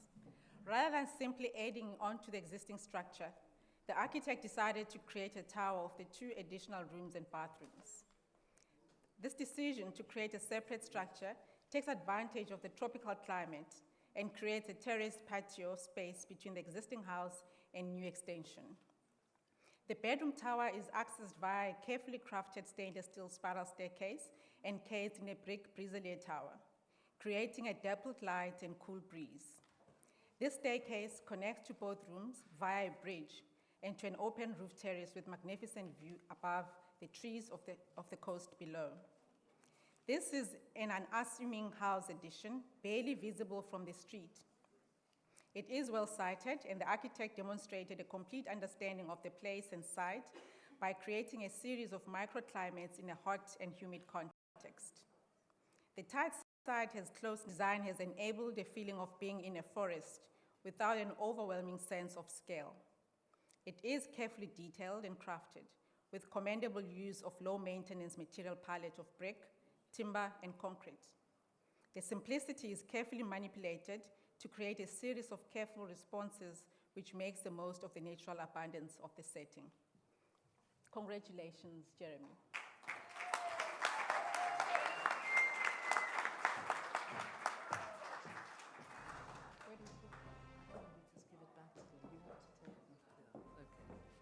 Congratulations to you, Jeremy. Hello? Can I have mine? Yeah. Kate, Sorry. thank you very much. It's the trying to sort of swing between the virtual and the not virtual, and there's no video playing of the work. So while we're reading, nobody can see what we're talking to. So apologies for that. That is actually because we didn't want to give it away. So at the end of it, you will see all the work. So congratulations, and thank you, Jeremy.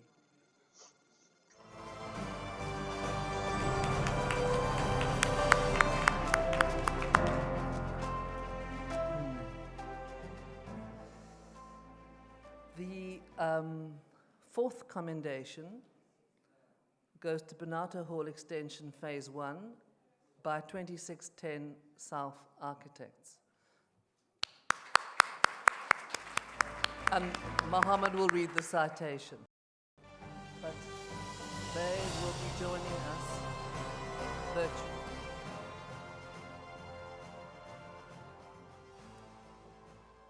Bonato Hall Extension is an extension of existing student residence at the University of Witwatersrand. The monolithic design of the original structure has been opened and expanded with the excellent integration of the new part in a careful and playful manner. The material palette of brick was adapted to mirror the older building, yet this extension, the brick is used as a playful palette for experimentation in the making of a crafted facade. The use of varied bricks were not simply aesthetic, but also cost-saving mechanism, where the architects deliberately sought out leftover stocks from suppliers. In planning terms, the extension opens up and creates new courtyard spaces. One of these courtyards is opened up at an angle in a wonderful gesture which adds to the overall quality of space.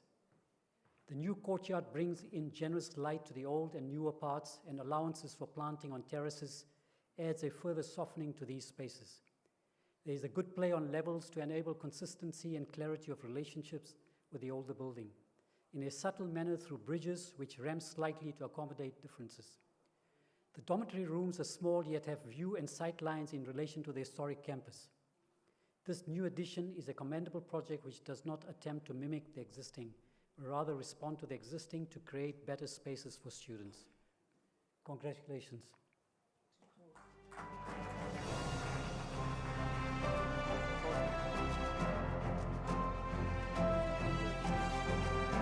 Torsten is meant to be joining us virtually, is he? Have we got him coming online?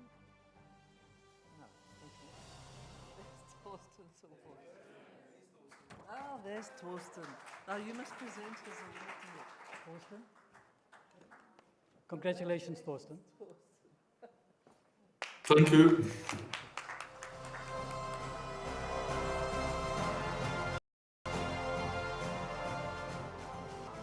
No, did I read the book? Yeah, sorry. Okay, so without wanting to be, there's one more commendation, and I don't want to be unfair to the ones whose citations we haven't read out, but I'm sensing that there's a long period of nothing on the screen and lots of words that you're listening to. So shall we proceed in that fashion, or shall we shorten it and just give out the awards and then watch the video? Yes, okay. So apologies to anyone who we didn't read out the long citation. We will publish them, and they are also part of other publications, which we'll talk about later. So Bonnie will be presenting the commendation, the 5th commendation, which goes to Solplaatje University Student Resource Centre by Design Workshop South Africa.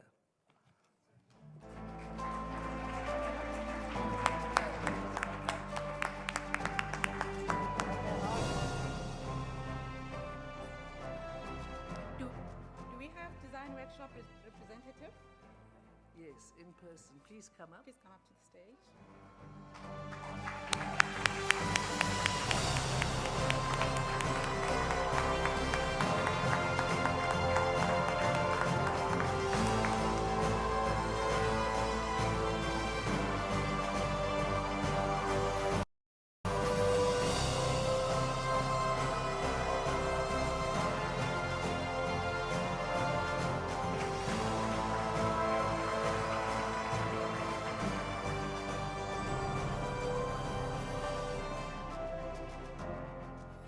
And congratulations to all of those award winners.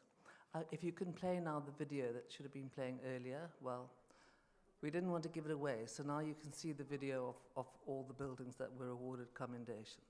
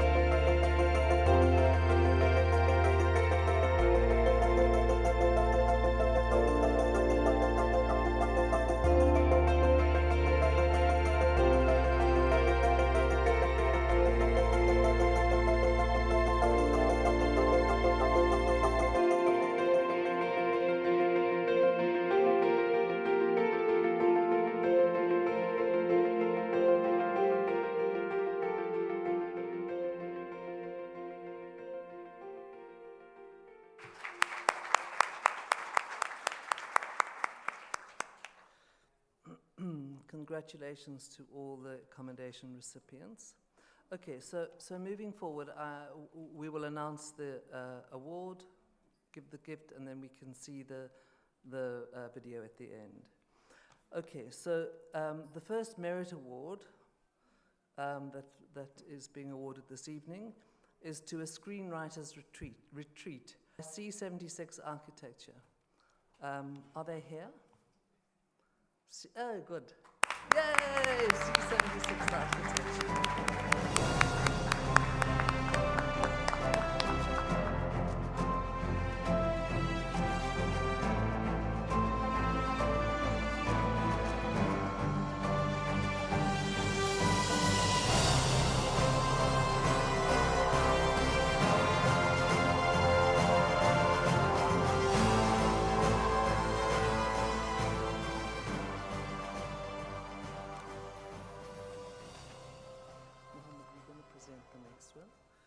And the next award of merit goes to One Discovery Place by Buchenman and Partners. Are they here? Sinead Ballum, I think, is here.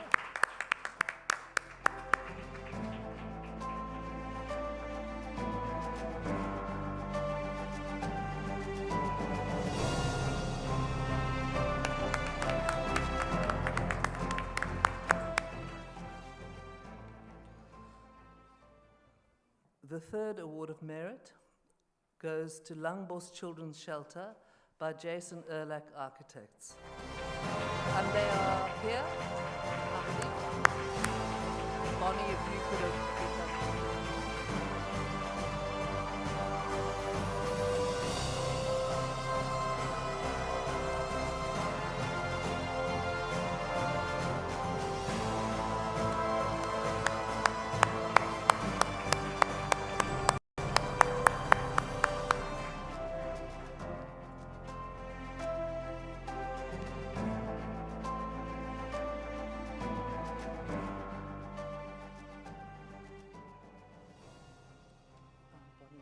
Bonnie, you're also doing this one. So the next award of merit goes to Mixed Use Students' Residence and Sports Precinct by Gap Architects and Urban Designers. Leon Becker, I think, is here.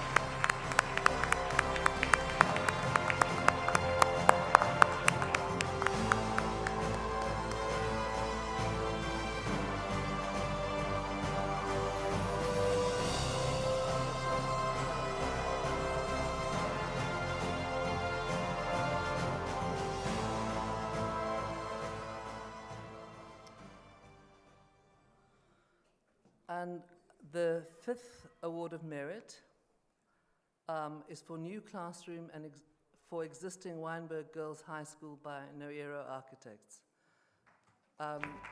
Joe will be joining us virtually.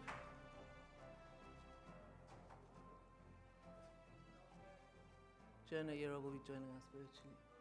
Not there. Okay, well, congratulations, Joe. And so could you play the video then, please, of these awards? Okay, we can sit around the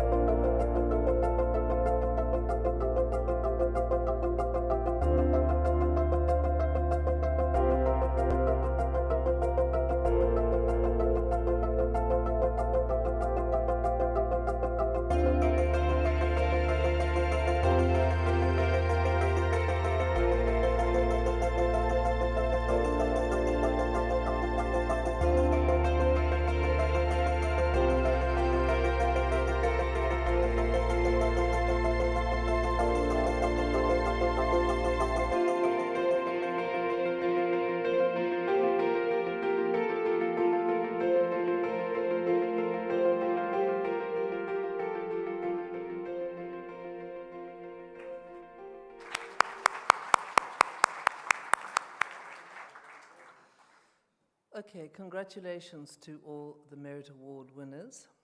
There is one more Merit Award. So the other Merit Awards have all been for built works, but we also received 3 entries for written and research projects, works. And it is really my great pleasure to award the 6th Award of Merit to Unstitching Rex Trueform, the story of an African factory by Ilse Wolff. Please, if you would come on stage.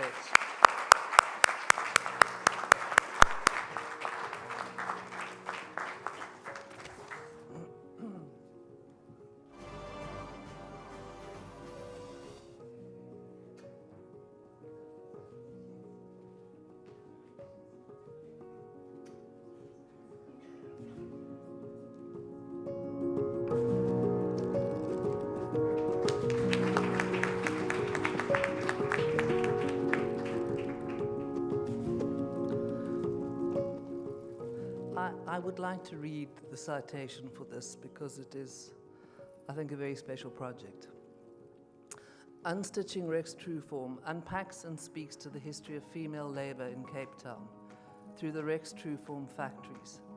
As Wolff notes, this book is a study of these buildings as sites of modern architecture, multiple narratives, imaginaries, and constructions of identity.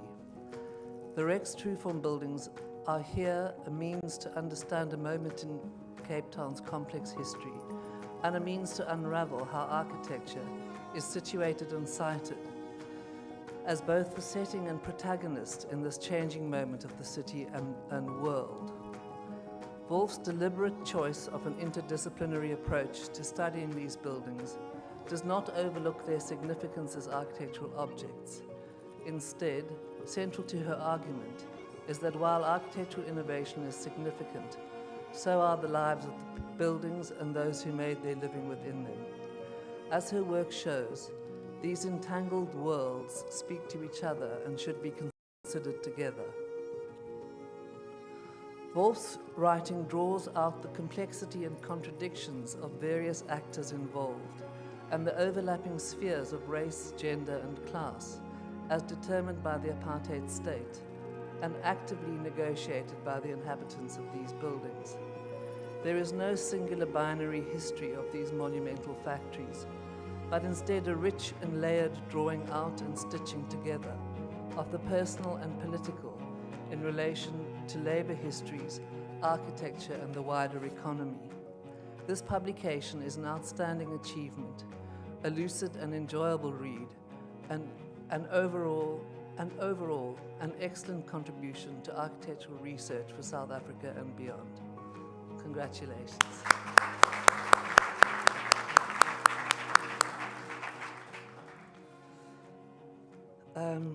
Okay, so then, I hope I've lost a page. Okay, good. To the awards of excellence. So again, what we'll do is read them out, present them, and then watch the video at the end, so not with the citations. I apologize for that. The first award of excellence goes to House Mills by Pinard Architecture. And Guillaume Pinard is here. I hope I said your name right. If you would please come and collect your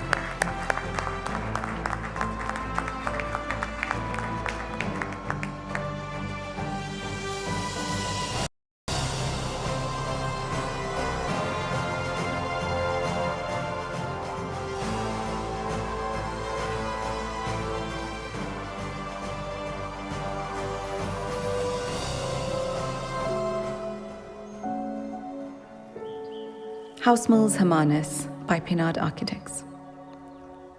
House Mills is sited on an old quarry within a fynbos conservation area near Hermanus.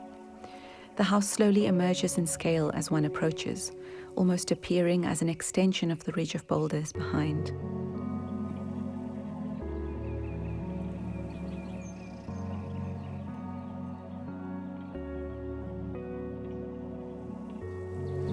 The siting of the house is careful to not further disturb the conservation area, yet positioned to draw in views over the lake and mountains. At turns sophisticated and honest, House Mills remains an unimposing and quiet structure in the landscape, despite its scale. A simple yet tough external palette of materials creates a restrained monolithic exterior. The austere use of dark brick, however, belies a careful crafting of particular moments which celebrate windows and doorways with geometric playfulness, suggesting an architecture of careful contemplation rather than ostentation. The conceptual clarity is carried through from the design to the planning and into the interior detailing. Internally, the material palette is softer, with the widespread use of plywood for internal walls and surfaces, creating pleasing spaces which mirror the restrained palette of the exterior.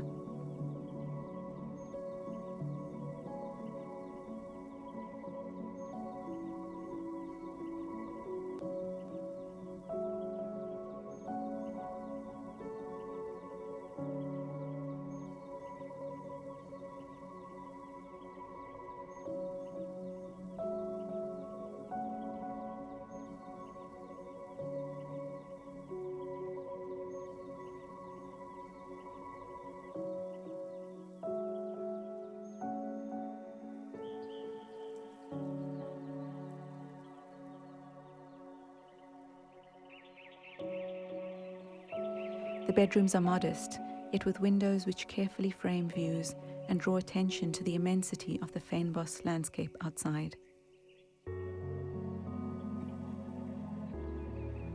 There is a playfulness in carefully detailed joints, geometries, and textures, and a careful consideration of the interplay of light and shadow.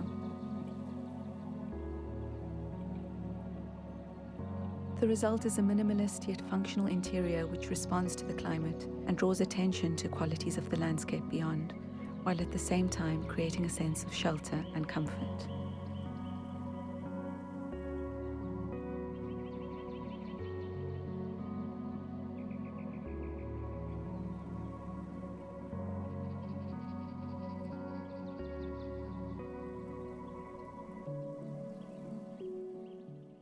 We're going to stop it now.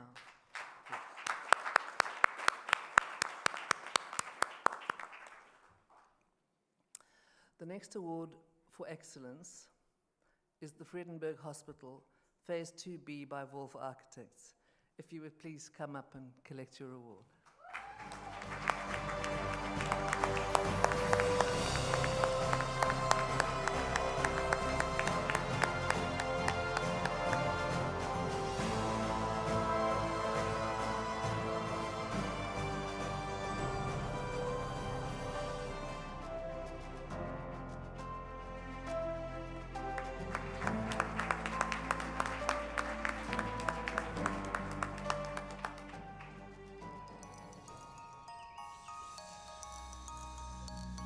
Vredenburg Hospital, Phase 2B, Wolf Architects.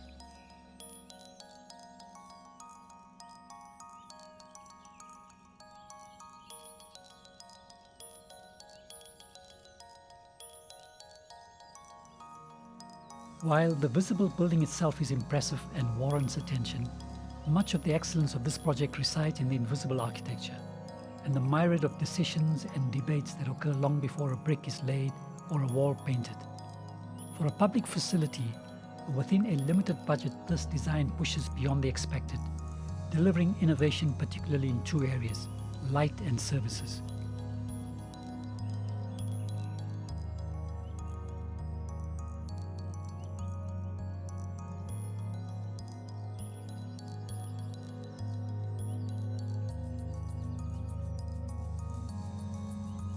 Through a superstructure undulating roof that covers the entire span of the plan in a regulated series of roof lights, achieving the impossible. 80% of the hospital is naturally lit.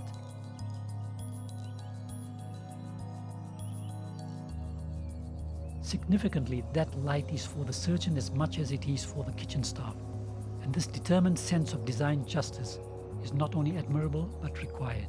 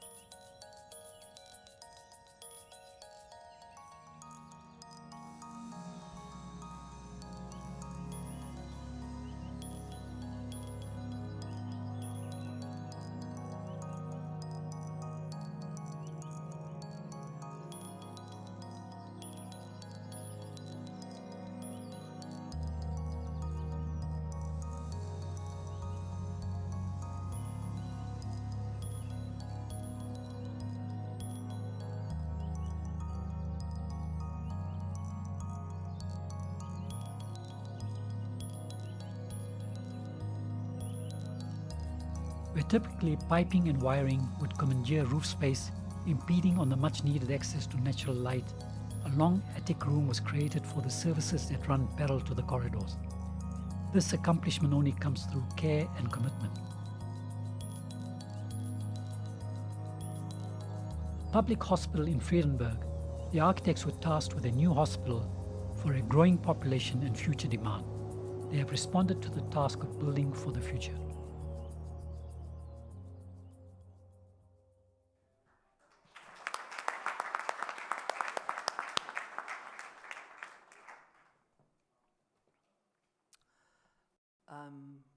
The third award of excellence is to Grain Silo, V&A Waterfront by Heatherwick Studio, with Vandermerwe Mashevsky Architects, Rick Brown and Associates, Jacob Parker Architects.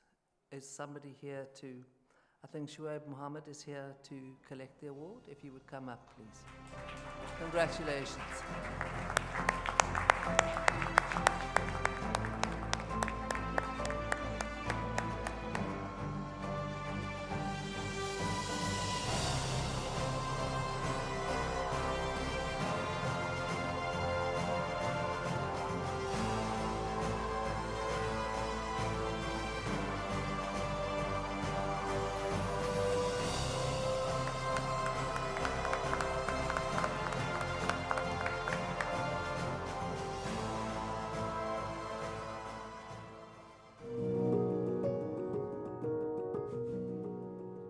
The Award of Excellence, the Zeitz Moka Museum of African Art.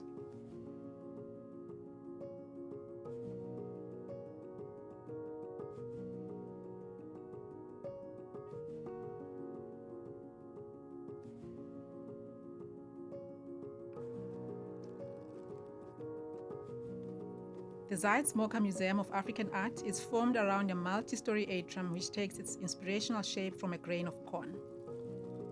What this somewhat arbitrary form enables is a grand entrance gesture to a new art museum and an acknowledgement that the public and spillover spaces of a museum are as important as the galleries themselves.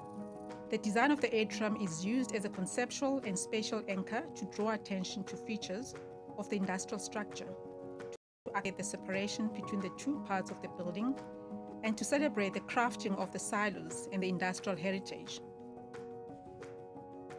Elevators and a spiral staircase allow continuous views and sight lines into the atrium, which allows for a constant orientation marker for visitors.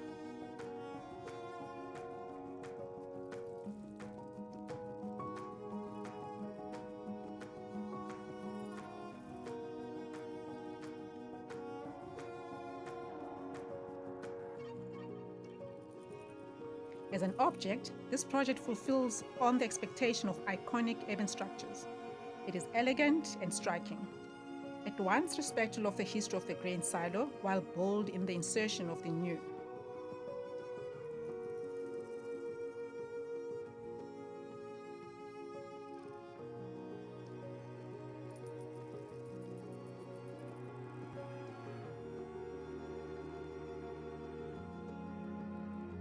Designed to house and showcase art, the structure itself is an art piece. In particular, the awe-inspiring central atrium, whose magnificence is only enhanced by the story of its creation. The amount of care and technical intricacy that went into carving the atrium shape out of the silos befits the statistic that, at its peak, the site accommodated 1,000 workers, the names of whom can be read as you enter the structure.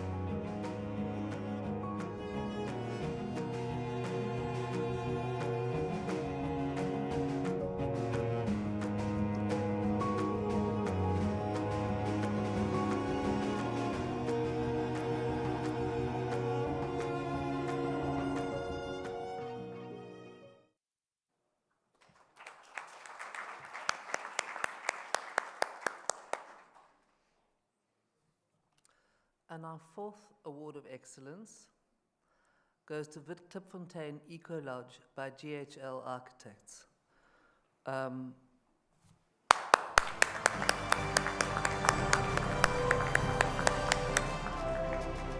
I'm going to call Xavier Huberechts is going to join us online, I think. Hi, Xavier. Hello, and everybody. Congratulations. Thank you very much.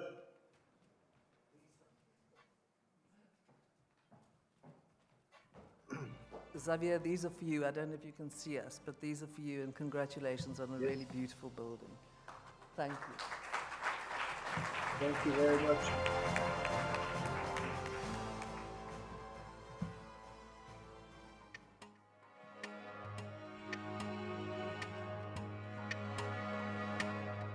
Klipfontein Eco Lodge, Vredefort Dome Rural Area, GLH Architects. Klipfontein Eco Lodge is an experimental house designed and built by two brothers, both architects. It is an experimental design and testing site for zero-carbon green building technologies.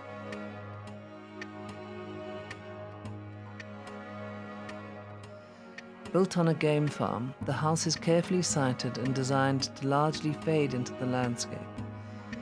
The planted roof and earth walls assist in this process.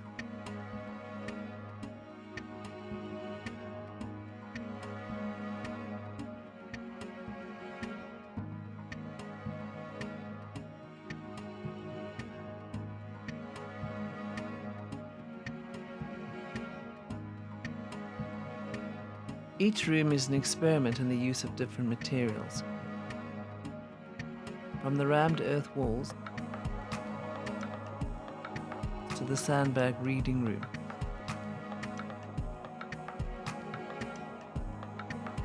To the granite floors made from offcuts, which are usually discarded, or the Swedish paint made from cooked flour and water.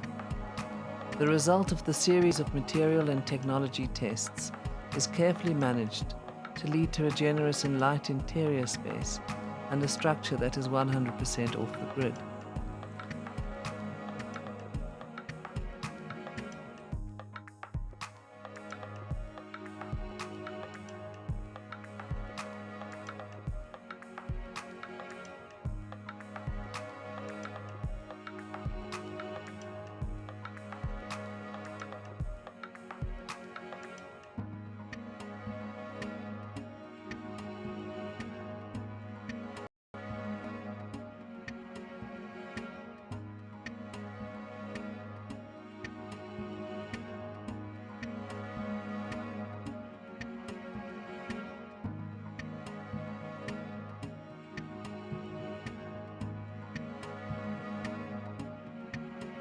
This house presents an innovative and creative response, which shows an incredible engagement with the possibilities of working with and experimenting with natural materials and carbon-neutral architecture. It simultaneously engages with the local community through a very hands-on approach to skills creation.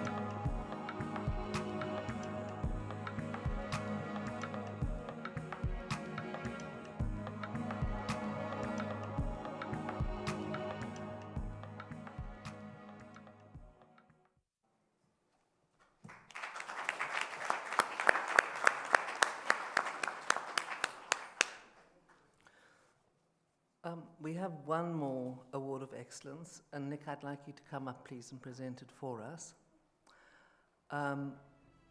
It goes to Cherry Buerta LSN School by Wolf Architects. Congratulations.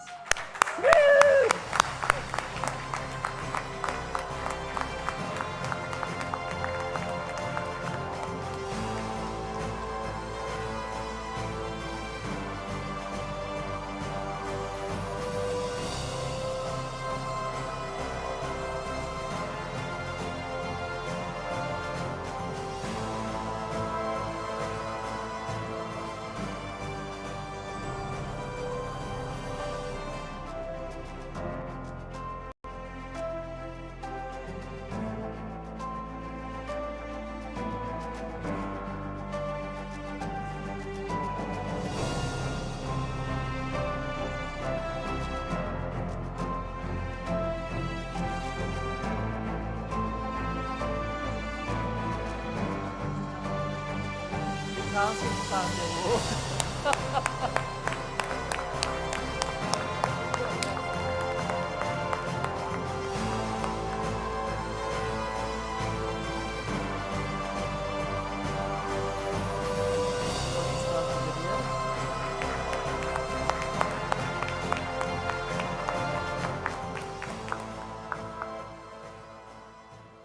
So if we can just watch the video of the Cherry Buerta. Cherry Buerta LSEN School.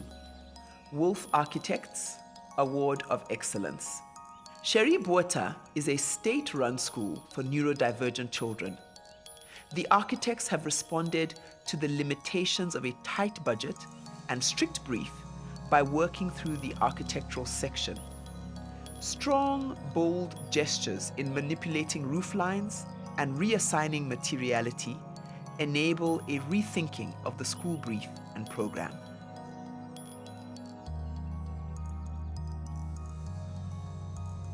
The LSEN school is striking for its unusual profile, a shape that carries beauty, whimsy, and function all in one. This project exemplifies what it means to be inspired and not hindered by the particularity of a brief.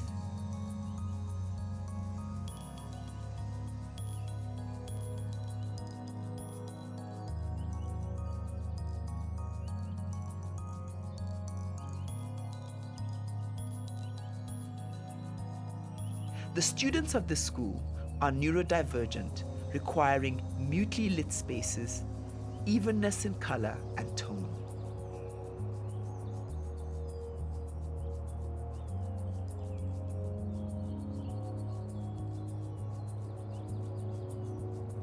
Because of the unpredictability of fluctuating moods, low-level windows were not an option. With the humble government school budget and these strict parameters, the architects set about pushing the boundaries of what a government school can look like and how it can perform. Moments of delight include the natural lighting and ventilation throughout the school, the poetic timber columns forming the internal, safe and moderated streets where the children can experience life and one another without feeling restricted,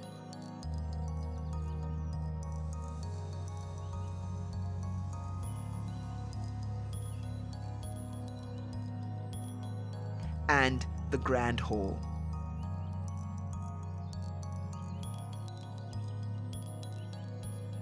At each design turn, the architect questions what is often repeated in school design by rote, pushing the envelope and hopefully creating a precedent that affirms we can build beautifully and functionally within budget.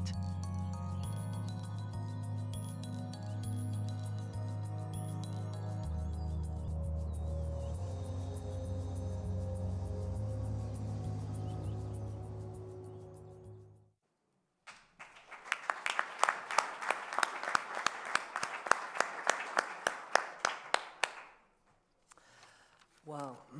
So that brings us to the end of the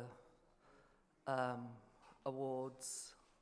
And congratulations, very, very heartfelt and warm congratulations to all our winners. And especially to Wolf Architects, who've just produced the most beautiful work. Congratulations.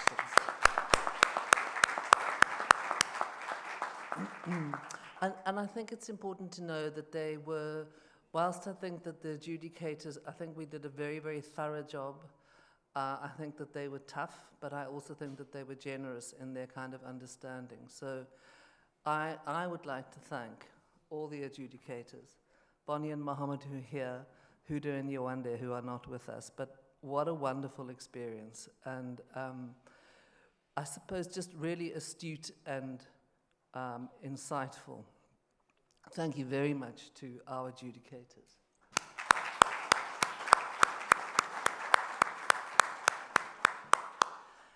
I would also like to thank a few more people. One person who you never see, but who has produced all the graphics for this event and the previous ones, is Fred Swart. Zahir Kasim, whose company is involved in producing the videos for us. And a very special thank you to Penny from the SAIA offices, to Penny Sebe, sorry. And really, she has done the most amazing job of getting us all in cars at the right moment, arriving on aeroplanes, getting into, accommodation, etc., and preparing all of this, the citations, etc., for what was a very lengthy and often, stalled, started again, etc. process. So I'm looking for Penny in the audience. Wonderful. Thank you so, so much. There is Penny.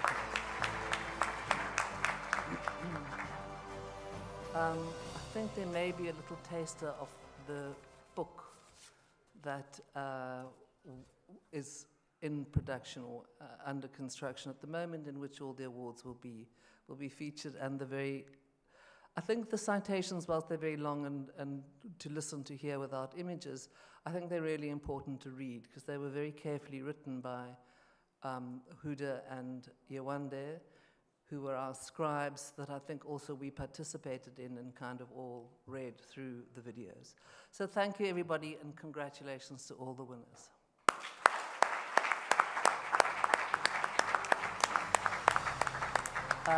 I'm calling Scooter now, please, back, and we can leave.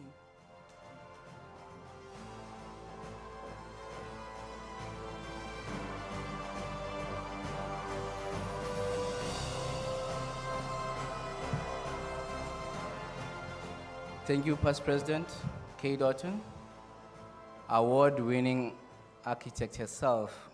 When I first met her, it was not in South Africa, it was in Mauritius, where she was receiving her award.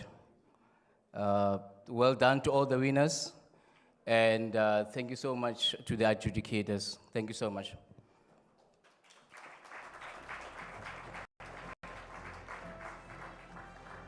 Thank you for reminding us, Past President Kay Doughton, that architecture does speak of the state of the country as we practice, and the role of architects in society. The words that stood out for me are the following: sensitivity, inclusivity, nature, shelter, comfort, care and commitment, future, recycling, justice, as in the Friedenberg Hospital, where light is for the surgeon and the person in the kitchen. Absolutely beautiful. Carbon neutral, eco-lodge, that is 100% off the grid, and lastly, within budget. Very important. So I feel architecture wins you not by its looks and form, but by the undeniable function that delivers, the best possible space. So till the next one, may we continue to inspire change in society, if not at least people engaging with our craft to be able to realize a much better future than what we have at the moment. Thank you so much.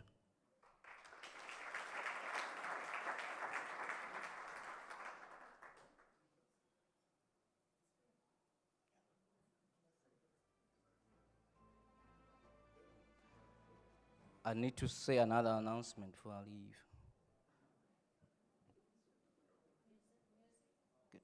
Okay, thank you. I wanted us to be offline first. Thank you, Penny. It's still just before 8, and so dinner will be served, and the laminated rotis will come back on to play. Thank you all for coming. Thank you so much.